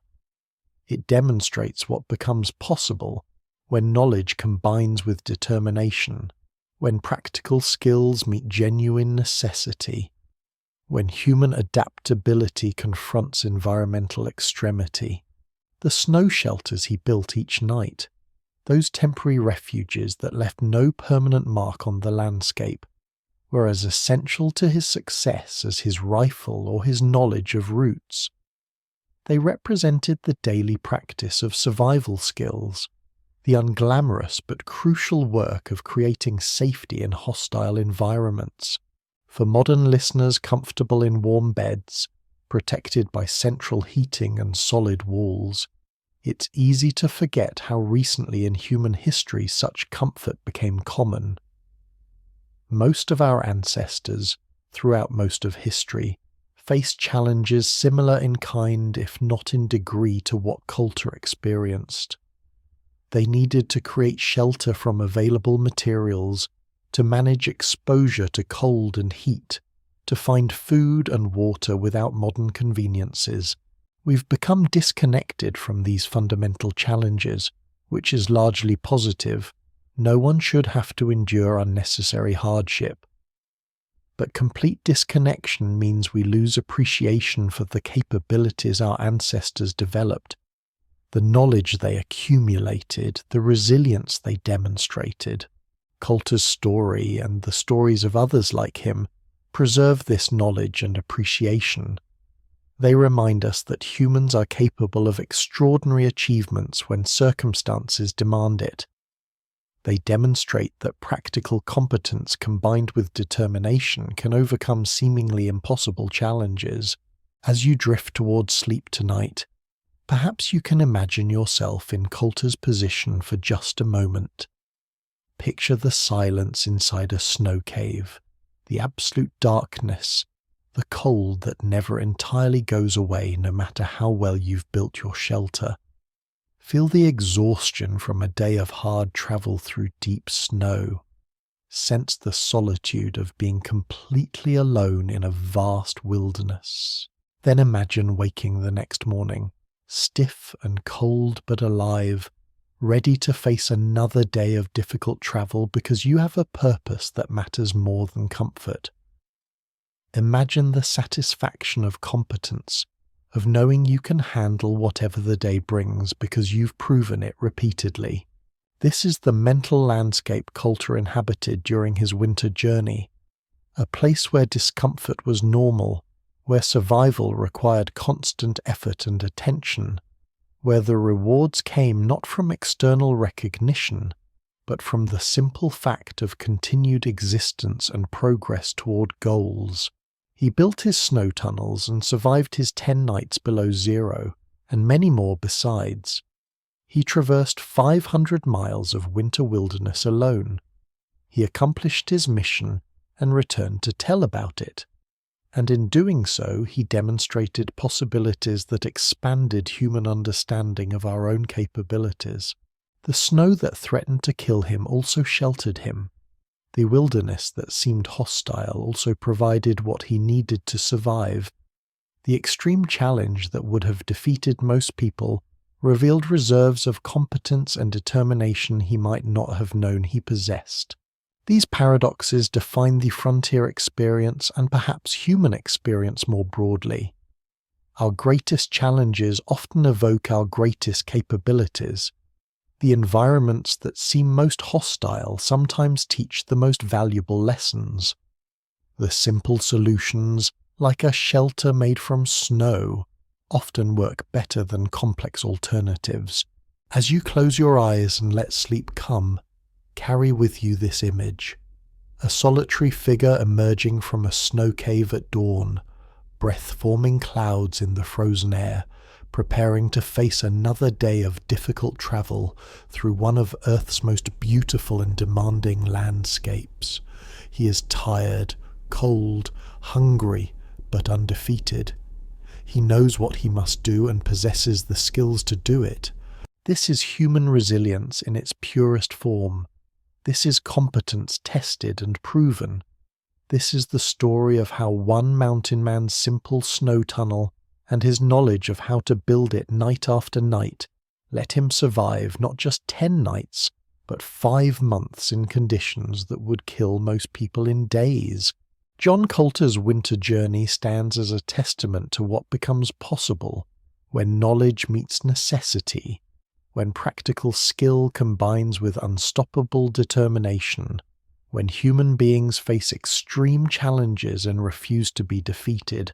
Sleep well, knowing that the same resilience that carried Coulter through that legendary winter exists within the human spirit, waiting to be discovered when circumstances demand it. The snow caves have melted, the footprints have long since vanished, but the knowledge and the example remain, inspiring us to recognize our own capacities for competence and endurance. The wilderness Coulter traversed is still there, still beautiful, still demanding. The mountains still rise sharp and white against impossibly blue skies. The snow still falls in the high country, accumulating in drifts that could shelter someone who knows how to read the landscape and work with its materials. And somewhere in that landscape, in the collective memory of all who have since travelled those trails and crossed those passes, John Coulter's winter journey continues, an achievement that expands our understanding of human capability and reminds us that simple knowledge, skillfully applied, can mean the difference between perishing and prevailing. The snow tunnel was simple, the knowledge was fundamental, the execution was excellent, and together they made possible one of the most remarkable journeys in the history of American exploration. Rest well tonight, safe in your shelter, whatever form it takes. And remember that humans have survived in far more challenging conditions through knowledge, determination, and the simple but profound understanding that nature provides what we need, if only we learn how to recognize and use it. The mountain man's simple snow tunnel, 10 nights below zero, 5 months alone in the wilderness, 500 miles of winter travel, one man's competence and determination. These elements combined into a story that still resonates more than 200 years later, reminding us of what becomes possible when we refuse to accept what seems impossible. The story of John Coulter's winter survival extends beyond his personal achievement into the broader narrative of how humans learn to inhabit one of Earth's most challenging environments. To truly understand the significance of his journey, we need to explore the world that created him, the techniques that sustained him, and the legacy that followed him.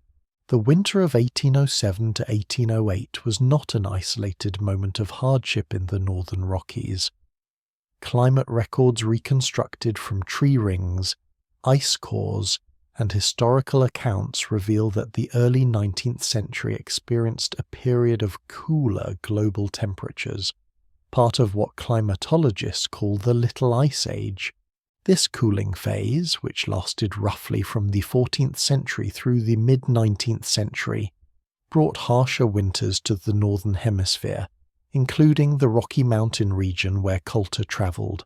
Tree ring analysis from ancient bristlecone pines and Douglas firs in the region shows suppressed growth during these years, indicating shorter growing seasons and more severe winter conditions. The rings from 1807 show particularly narrow spacing, suggesting a year of climatic stress. Snow accumulation would have been substantial, with storms tracking across the mountains with frightening regularity. Modern meteorological studies of the region indicate that winter temperatures in the high valleys, where Coulter travelled regularly, drop to -20 or -30 Fahrenheit during cold snaps.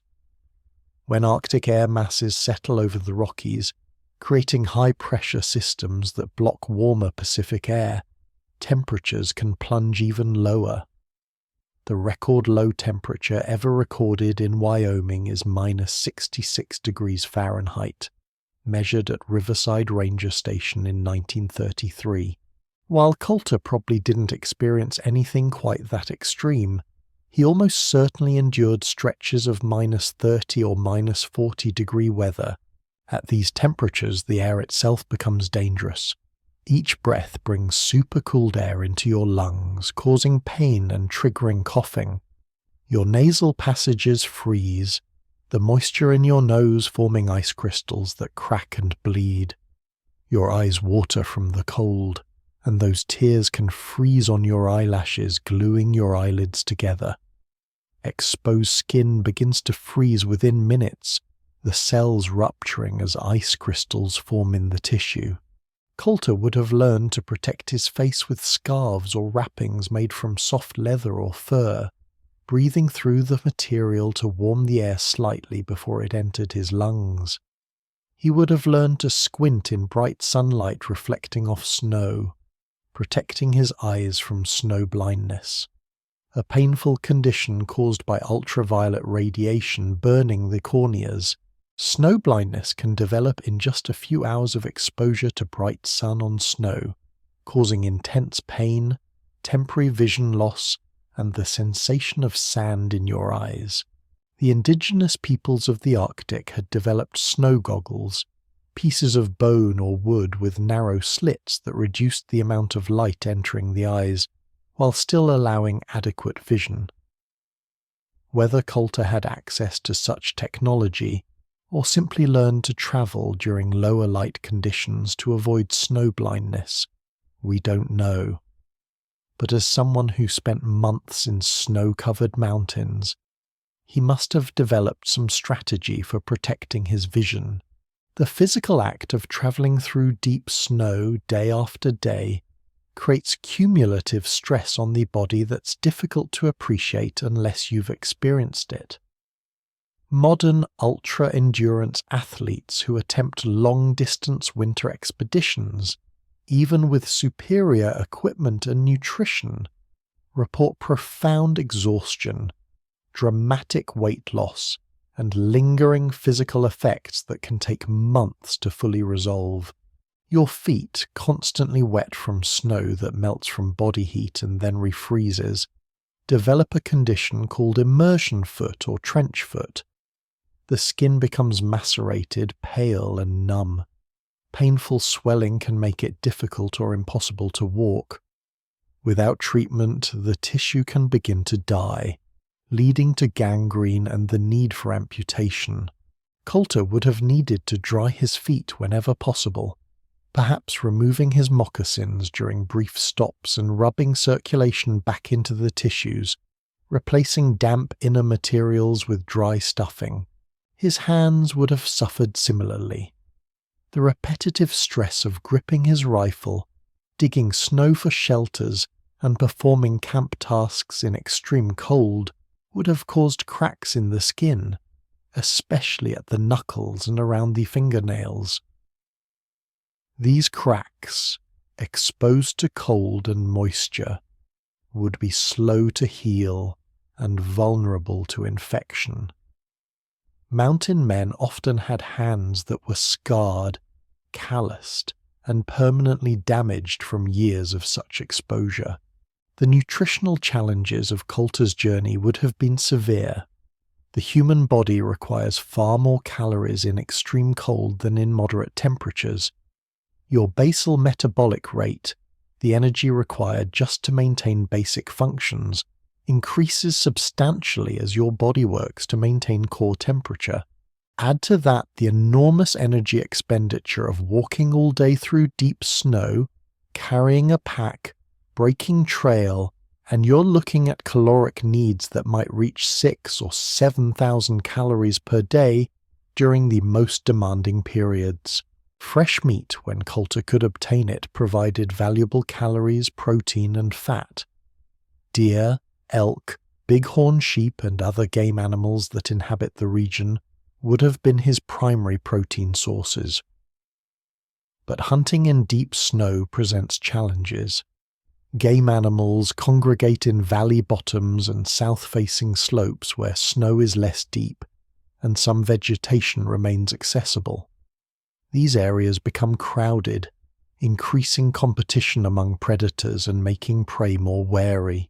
A successful hunt required stalking to within effective range of his muzzle-loading rifle, probably no more than 75 to 100 yards for reliable accuracy. In snow-covered terrain with limited cover, getting that close to alert prey demanded patience and skill. Coulter would have learned to move with excruciating slowness, freezing in place when animals looked in his direction, using every available bit of cover, reading the wind to ensure his scent didn't betray his presence. Once he'd killed an animal, he faced the challenge of processing it in the field. Butchering a deer or elk with a knife in below zero temperatures, with numb fingers and limited daylight, is difficult work. The meat freezes quickly, which is both blessing and curse. Frozen meat preserves well in winter conditions, but it also becomes rock hard and difficult to cut. Coulter would have needed to work efficiently, removing the most valuable cuts, the hindquarters, back straps, and organ meats, while leaving the rest for scavengers. Carrying substantial amounts of meat while travelling presented logistical challenges. Fresh meat is heavy. A deer hindquarter might weigh 20 or 30 pounds. Adding that to his existing load would make travel significantly more difficult. Yet he couldn't afford to waste opportunities when they arose. The solution used by many mountain men was to cache excess meat, burying it in the snow or hanging it from tree branches where it would freeze solid and remain preserved until they could return for it. But caching created its own problems. Predators could find and raid caches. Ravens and other scavengers watched human hunters and investigated any unusual activities. Remembering cache locations when travelling through terrain that all looked similar under snow cover required excellent spatial memory. Some mountain men carved marks on trees or stacked rocks in distinctive patterns to mark cache sites. The alternative to carrying fresh meat was to process it into jerky or pemmican at each kill site. Jerky required cutting meat into thin strips and drying it, either over a fire or in the dry winter air. In sub-zero temperatures, meat would freeze dry to some extent without fire, though the process was slow. Pemmican, the concentrated food that sustained many indigenous peoples through winter, required rendering fat and mixing it with dried meat and sometimes berries. This created a calorie-dense food that kept well and provided balanced nutrition. Whether Coulter took time during his journey to process meat in these ways, or simply carried what fresh meat he could and hunted regularly to stay supplied, we don't know for certain. His timeline was probably too compressed to allow extensive food processing. He was trying to find Crow camps and return to Fort Raymond before the deepest winter, not establishing a base camp for extended occupation. This suggests he likely hunted frequently and carried relatively small amounts of fresh meat, supplemented by whatever preserved food he'd brought from the fort. The psychological dimensions of solo winter travel deserve deeper exploration, for they may have been as challenging as the physical demands. Modern psychology has studied the effects of isolation on human mental health extensively, and the findings are sobering. Extended isolation, especially under stressful conditions, can produce a range of psychological symptoms including depression, anxiety, hallucinations, paranoid thinking, and distorted time perception. Sensory deprivation plays a role in these effects. When you're alone in wilderness, especially in winter when wildlife is less active and snow muffles sound, you experience far less sensory stimulation than in normal social environments. Your brain, evolved to process constant streams of social and environmental information, sometimes begins generating its own stimuli to fill the void. This can manifest as hearing voices, seeing movement in peripheral vision, or feeling presences that aren't actually there. Solo sailors on long ocean voyages report conversations with imaginary companions who seem entirely real. Polar explorers describe similar phenomena, complete hallucinations of people who accompany them, speak with them, even seem to help them make decisions. These hallucinations are not signs of mental illness but rather normal responses to extreme conditions that push human psychology beyond its evolved parameters. Did John Coulter experience such hallucinations during his 5 months alone? We have no way of knowing. He left no journal describing his subjective experiences. But given what we know about human psychology under such conditions, it seems likely he experienced at least some perceptual distortions, some moments when the boundary between reality and imagination became uncertain. How he responded to such experiences would have mattered enormously. If he recognized them as products of isolation and stress, he could acknowledge them without letting them control his behavior. If he interpreted them as supernatural phenomena or signs of losing his sanity, they might have generated additional anxiety that compounded his difficulties. His previous experience with extended wilderness travel, his familiarity with his own mind under stress, probably helped him maintain perspective. The absence of time markers in wilderness compounds psychological challenges. In civilization, we structure our days around clocks, schedules, and social obligations. These external time markers help us maintain psychological organization and purpose. In wilderness, especially traveling alone, those markers disappear. Day and night provide gross structure, but within those periods, time can seem to stretch or compress in disorienting ways. A difficult hour of breaking trail through deep snow can seem to last forever, your mind fixating on the monotonous effort and discomfort. A period of rest in a snow cave can pass in what feels like minutes, though hours have elapsed. This distorted time sense can make it difficult to maintain schedules, to allocate time appropriately between traveling and resting, to judge how much daylight remains for setting up camp.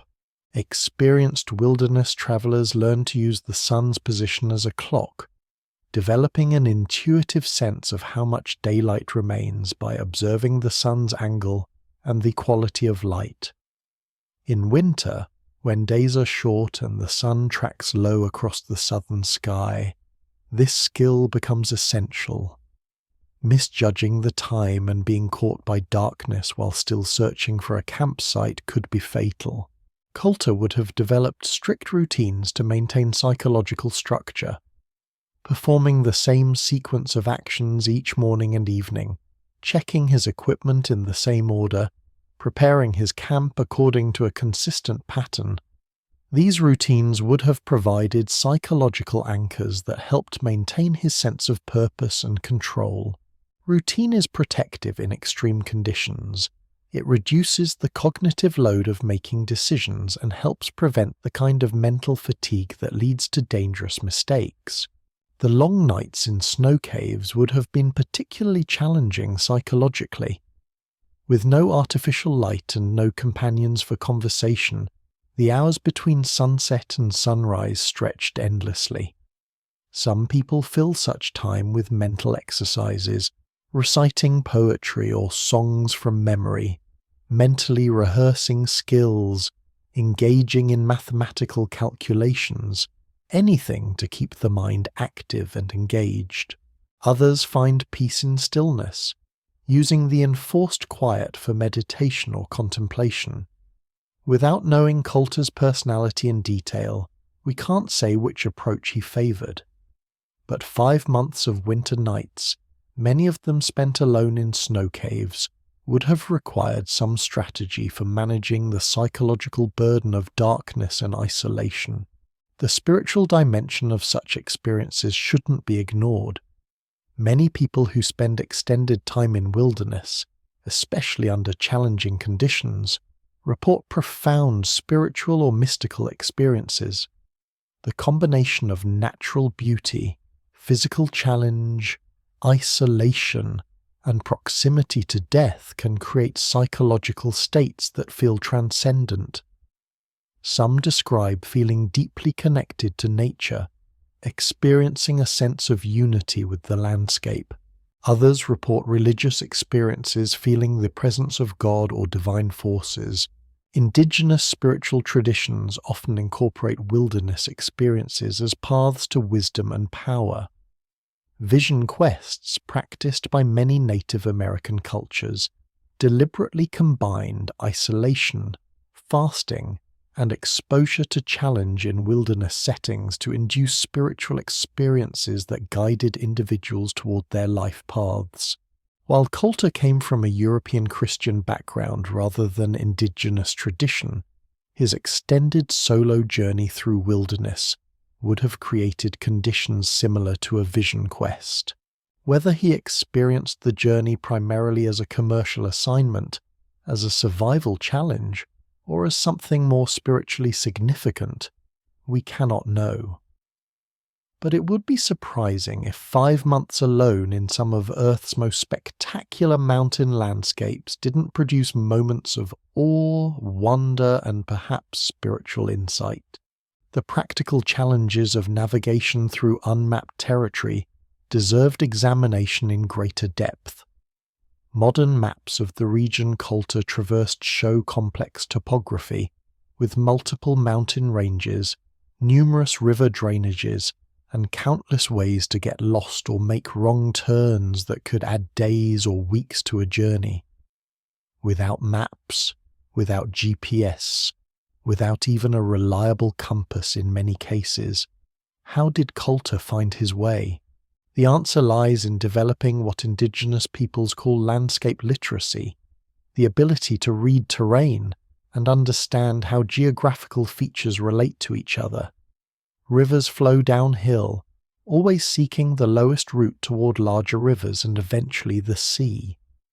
If you know where major rivers are located, you can use smaller streams as navigational guides, knowing they'll eventually lead you to recognizable landmarks. Mountain ranges form barriers that channel travel into specific passes. Learning where those passes are located, what they look like from different approaches, what drainages they connect, allows you to navigate through otherwise confusing terrain. Indigenous guides taught explorers and mountain men to recognize these features, to understand how the landscape fit together into coherent patterns. Coulter would have learned to read the land during his 2 years with Lewis and Clark. The expedition had employed indigenous guides at various points, and the captains had been meticulous about recording geographical information. Coulter would have absorbed this knowledge, learning to think geographically in ways that civilized people rarely needed to develop. He would have learned that certain types of vegetation indicated elevation and aspect. Cottonwood trees grew along streams in valley bottoms. Aspen appeared on mid-elevation slopes, especially in areas that had burned in previous decades. Lodgepole pine dominated mid-elevation forests. Spruce and fir marked higher elevations. Above tree line, only low alpine plants survived. By observing vegetation, you could estimate your elevation and understand where you were in the broader landscape. Animal behavior provided navigational clues. Game trails followed the paths of least resistance through terrain, often leading to water sources or passes that humans could also use. The tracks of elk or deer in snow showed where animals had found passable routes. Predator activity indicated areas where prey animals concentrated, usually in valleys with better forage and shelter. Weather patterns carried navigational information. Prevailing winds in the northern Rockies generally blow from the west or southwest, bringing moisture from the Pacific. Understanding wind patterns helped maintain directional awareness even when the sun was obscured by clouds. Snow accumulated differently on windward versus leeward slopes, creating distinctive patterns that revealed orientation. The stars provided reliable directional information on clear nights. Polaris, the North Star, remained fixed in the northern sky while other stars wheeled around it. Identifying Polaris allowed you to determine cardinal directions with reasonable accuracy. The winter sky in the Rockies, far from any artificial light, would have been spectacular. The Milky Way spanning the heavens like a river of light, countless stars visible that are never seen from modern cities. But star navigation required clear skies, and winter in the Rockies often brought overcast conditions, thick cloud cover that obscured the sun by day and stars by night.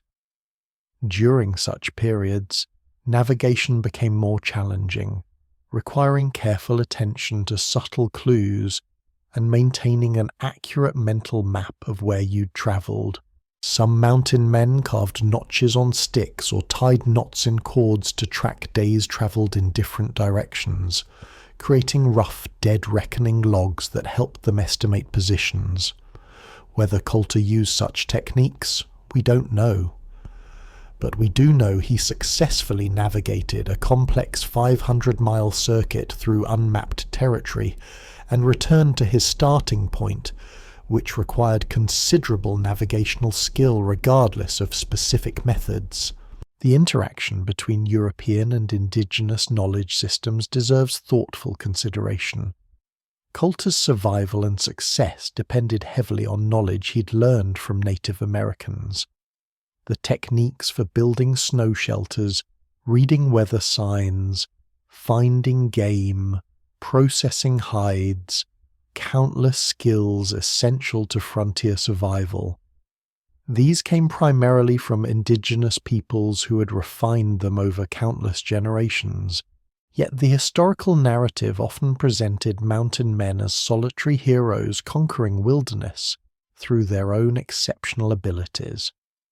This framing served ideological purposes, supporting the notion that Euro-Americans had inherent capabilities that justified their expansion into indigenous territories. The reality was far more complex and interesting.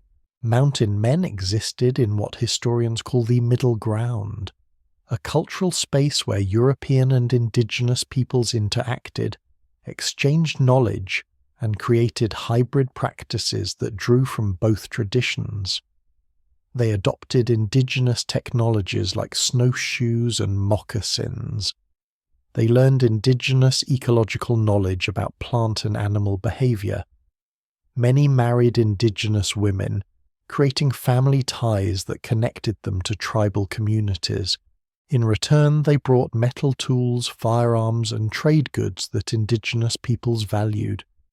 They served as intermediaries between tribes and the emerging American commercial economy. They carried information and messages between separated communities. The relationship was complex, involving elements of cooperation, competition, exploitation, and mutual benefit. Coulter's relationship with the Crow Nation, established during his winter journey and maintained in subsequent years, exemplified this complex dynamic. The Crow benefited from access to trade goods and from alliances that strengthened their position relative to hostile tribes like the Blackfeet.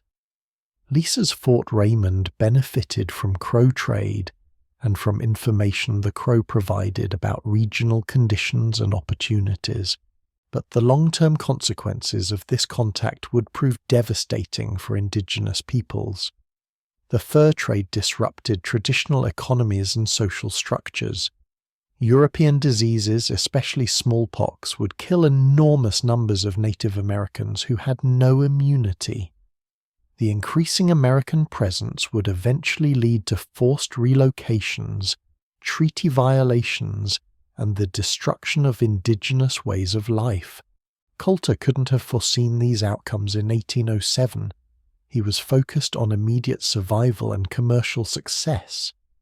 But his journey was part of a larger historical process that would fundamentally transform the region and the peoples who inhabited it. Understanding this broader context doesn't diminish his personal achievements, but it does situate them within more complex historical realities than simple adventure narratives suggest. The environmental impact of the fur trade also deserves consideration. Beaver populations that had thrived for millennia in Rocky Mountain streams were trapped nearly to extinction within a few decades. The removal of beavers had cascading ecological effects. Beaver dams had created wetlands that supported diverse plant and animal communities, filtered water, and moderated stream flow. When beavers disappeared, these ecosystems collapsed. Mountain men like Coulter were agents of this environmental transformation, though they probably didn't understand the broader ecological consequences of their activities. They saw beaver as a resource to be harvested, understanding populations in commercial rather than ecological terms.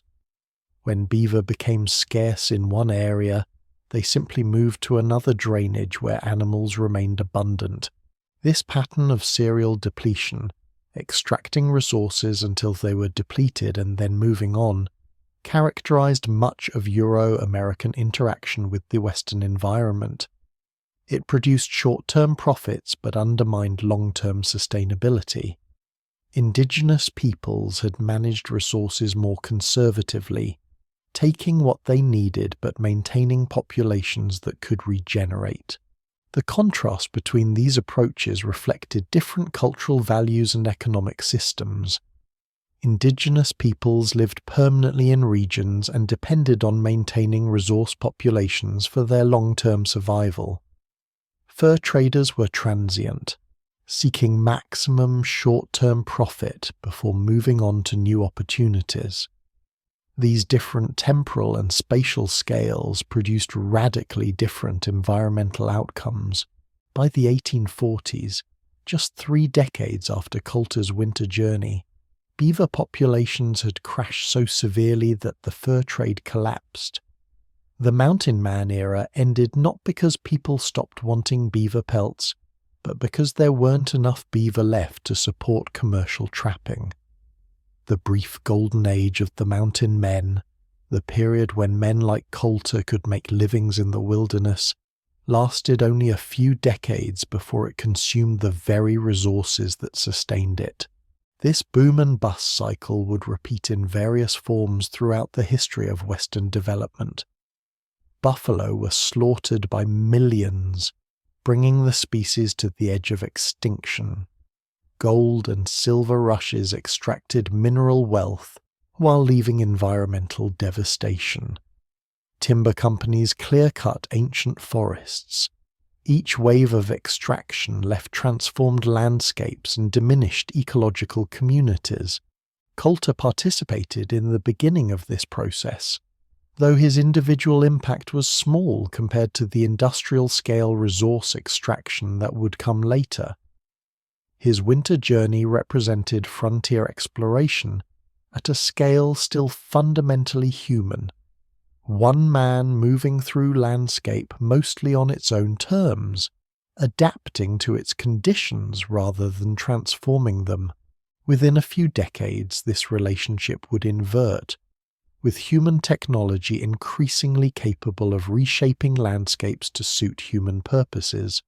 The transition from Coulter's era of adaptation to subsequent eras of transformation marks a fundamental shift in human-environment relationships. It's worth pausing to consider what was lost in this transition, not from romantic nostalgia for a past that was often brutal and unjust, but from genuine recognition that certain forms of knowledge and relationship became obsolete and were largely forgotten. The ability to build adequate shelter from snow, to navigate by reading landscape rather than following maps, to survive extended periods in wilderness with minimal equipment. These capabilities were once essential for anyone operating in frontier regions. Today, they're specialized skills maintained by a small number of wilderness enthusiasts, survival instructors, and traditional practitioners. Most people could no more build a functional snow cave than they could perform surgery, and this represents a genuine loss of practical knowledge. Not everyone needs such skills in modern society. Our complex division of labor makes it possible and efficient for people to specialize. But the collective loss of practical competence in meeting basic needs creates vulnerability. When systems fail, when supply chains break, when normal services become unavailable, people who lack practical skills face serious difficulties. The COVID-19 pandemic of 2020 demonstrated this vulnerability when supply chain disruptions left store shelves empty and people struggled to obtain basic goods. Those with gardening skills could grow food. Those with preservation knowledge could make stored foods last longer. Those with repair skills could maintain equipment without relying on unavailable services. These practical competencies, trivial when everything works normally, became valuable when system stress revealed their fragility. Coulter's era required such practical competencies from everyone who ventured into frontier regions. You couldn't call for help. You couldn't order replacement equipment. You couldn't rely on infrastructure or systems beyond your immediate control. This forced development of comprehensive practical skills that made people more resilient and self-reliant, though also more limited in what they could accomplish without specialized tools and knowledge. The modern world represents a different trade-off, gaining enormous capability through specialization and complex systems, while losing resilience through dependence on those same systems. Neither approach is inherently superior. They reflect different environmental and social contexts. But understanding what each approach enables and what it costs helps us make more informed choices about which capabilities we value and work to maintain. For those who find themselves drawn to wilderness, to the idea of testing themselves against elemental challenges, Coulter's story offers both inspiration and instruction. It demonstrates what becomes possible with sufficient knowledge and determination. But it also reveals the genuine costs and risks of such endeavours. Coulter survived, but many other mountain men didn't. The frontier was littered with the unmarked graves of people who attempted more than their skills could support, who made small mistakes that cascaded into fatal consequences, who simply had bad luck at the wrong moment. Responsible wilderness travel today requires honest assessment of your capabilities relative to the challenges you propose to attempt. Modern equipment and communication technology reduce risks substantially, but they don't eliminate them. People still die in wilderness, still make mistakes that cost them their lives, still encounter conditions that exceed their ability to cope. The difference is that modern travelers usually have more margin for error, more options for rescue, more safety systems that can compensate for individual mistakes. Learning to build snow shelters, to navigate without GPS, to identify edible plants, to purify water, to signal for rescue. These practical skills increase your margin for error. They make you more capable and more resilient. But they also require practice and experience to develop. Reading about snow cave construction doesn't mean you can build a functional shelter in a storm. You need to practice in controlled conditions, make mistakes when consequences are minimal, develop the muscle memory and judgment that operate reliably under stress. This is why wilderness education programs emphasize graduated progression from easier to more challenging conditions.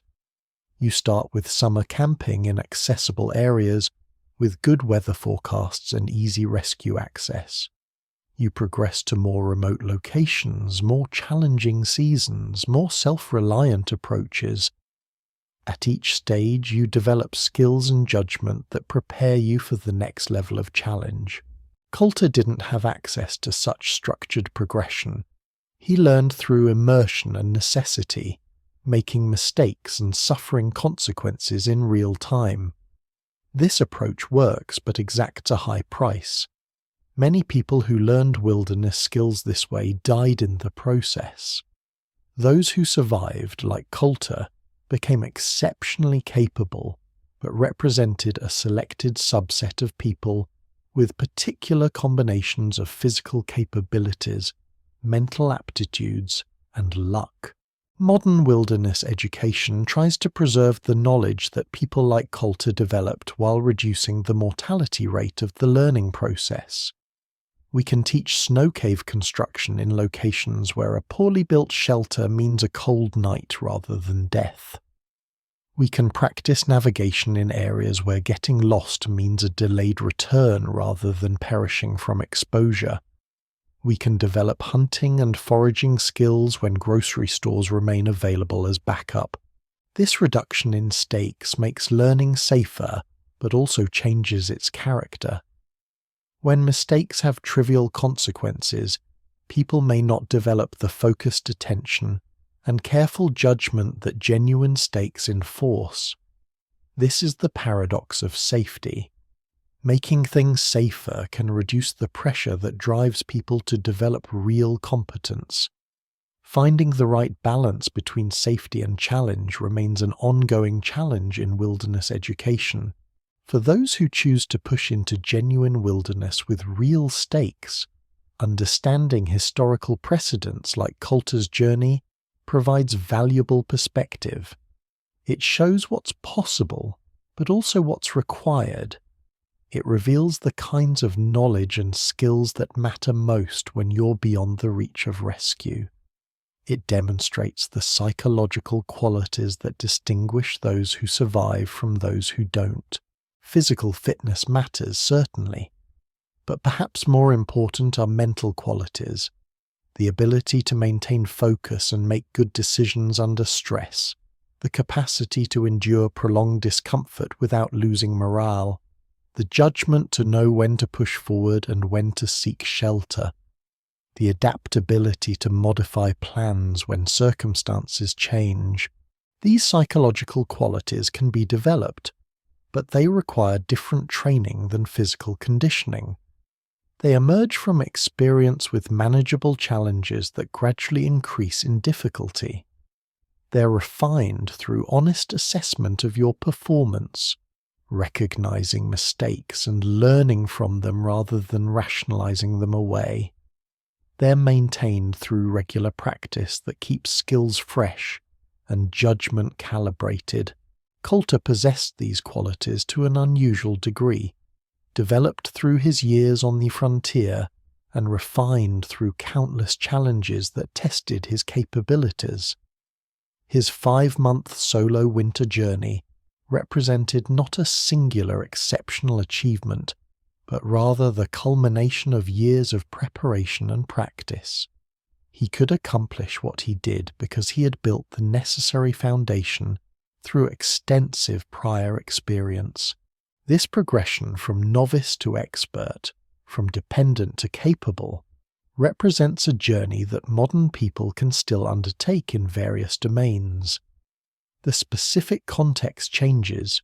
We're unlikely to need to survive alone in winter mountains, but the underlying pattern remains relevant. We identify challenges worth attempting.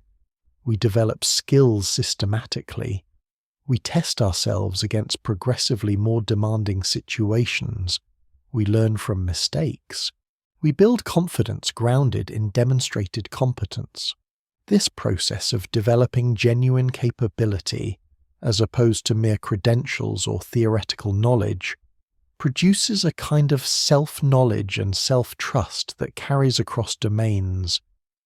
When you've built a snow cave that kept you alive through a cold night, when you've navigated successfully through unmarked terrain, when you've caught fish or hunted game that fed you, you know in a fundamental way that you can meet challenges and solve problems. This knowledge becomes part of your identity and affects how you approach other challenges in other contexts. Perhaps this is part of why Coulter's story continues to resonate more than 2 centuries after his winter journey.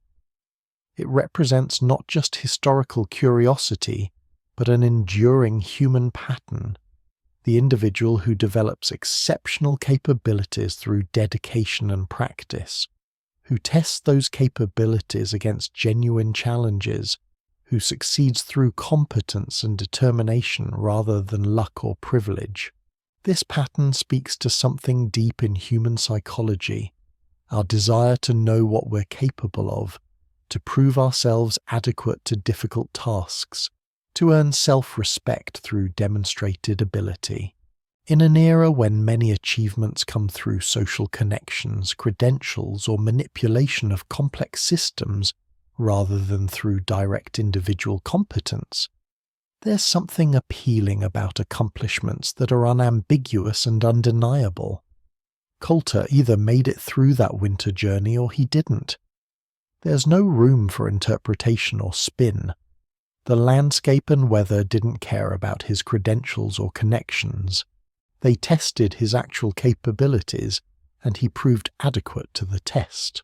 This directness, this clarity of challenge and response rarely exists in modern life. Our achievements are typically mediated through systems and institutions that make it difficult to separate individual contribution from contextual factors. Did you succeed because you were capable, or because you had advantages? Did you fail because you were inadequate, or because circumstances were rigged against you? These questions complicate our understanding of ourselves and our abilities.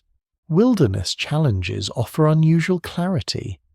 The snow doesn't care about your background or credentials. The cold doesn't know whether you have a college degree. The distance doesn't adjust based on your social connections. You're tested on purely functional grounds. Can you build adequate shelter, navigate accurately, find food, maintain body temperature, make good decisions? Your performance provides clear feedback about your actual capabilities in these specific domains. This clarity makes wilderness experiences valuable for self-understanding and personal development. They strip away social complexity and reveal what you can actually do when challenged. This doesn't mean wilderness capabilities translate directly to other domains. Being good at building snow caves doesn't make you good at managing businesses or maintaining relationships, but the experience of developing genuine competence and testing it under pressure provides lessons that can transfer across contexts. As you settle deeper into rest tonight, consider what Coulter's journey might mean for your own life, not as a literal model to follow, but as an example of what becomes possible through dedicated development of capabilities. You probably won't need to build snow caves or navigate through unmapped mountains, but you will face challenges that require developing new skills, making difficult decisions under pressure, persisting despite setbacks, adapting when circumstances change. The specific content of your challenges will differ entirely from Coulter's, but the underlying processes, identifying what matters, developing relevant capabilities, testing yourself against genuine difficulty, learning from mistakes, maintaining purpose despite hardship, these remain constant across contexts. Coulter's winter journey succeeded because he had built the necessary foundation and then executed well under pressure. Whatever challenges you face can be approached with similar systematic preparation and determined execution. The snow caves that sheltered him, those temporary refuges built night after night from nothing but snow and knowledge, represent a deeper principle. That understanding how the world works and developing skills to work with it effectively can create safety and success even in seemingly impossible conditions. The snow that threatened to kill him through hypothermia could also shelter him from lethal cold when shaped and used appropriately. The same substance threatened salvation, depending entirely on knowledge and skill. This principle extends far beyond snow caves. Many situations contain both dangers and opportunities, with the difference determined by how you understand and respond to them. Developing the knowledge to recognize opportunities and the skills to exploit them transforms your relationship with challenges from passive victimhood to active capability. Coulter couldn't control the weather during his winter journey. He couldn't make the snow disappear or the temperatures moderate. He couldn't shorten the distances he needed to travel or eliminate the very real dangers he faced. But he could control his response to these conditions. He could apply knowledge and skill to create tolerable outcomes from difficult circumstances. And through consistent application of competence over 5 months, he accomplished something remarkable. This agency, this ability to influence outcomes through skillful action, even when you can't control circumstances, represents a kind of freedom that's available regardless of external conditions. You may not be able to choose what challenges you face, but you can choose how you prepare for them and how you respond to them. This choosing, this exercise of agency within constraints, defines human capability and dignity. As sleep takes you, let these images fade gradually into rest. A solitary figure moving across white landscapes beneath impossibly blue skies, building shelter each night from the very substance that makes his journey so difficult, waking each morning to continue despite discomfort and danger, because purpose matters more than comfort. He is cold, tired, hungry, alone, but he is competent, determined, and adequate to the challenges before him. This adequacy, this sufficiency to the task despite difficulty, represents an achievable goal regardless of what challenges you face. You don't need to be exceptional. You need to be adequate to develop sufficient skill and maintain sufficient determination to meet the demands placed on you. Coulter wasn't superhuman. He was a skilled professional performing difficult work competently. The snow tunnels that sheltered him have long since melted. The footprints he left have vanished beneath centuries of subsequent snow. The specific campsites where he spent those 10 nights below zero and the many other cold nights during his journey remain unknown and unknowable. But the knowledge he applied, the techniques he practiced, the determination he maintained, these endure as part of human heritage, available to anyone willing to learn and practice.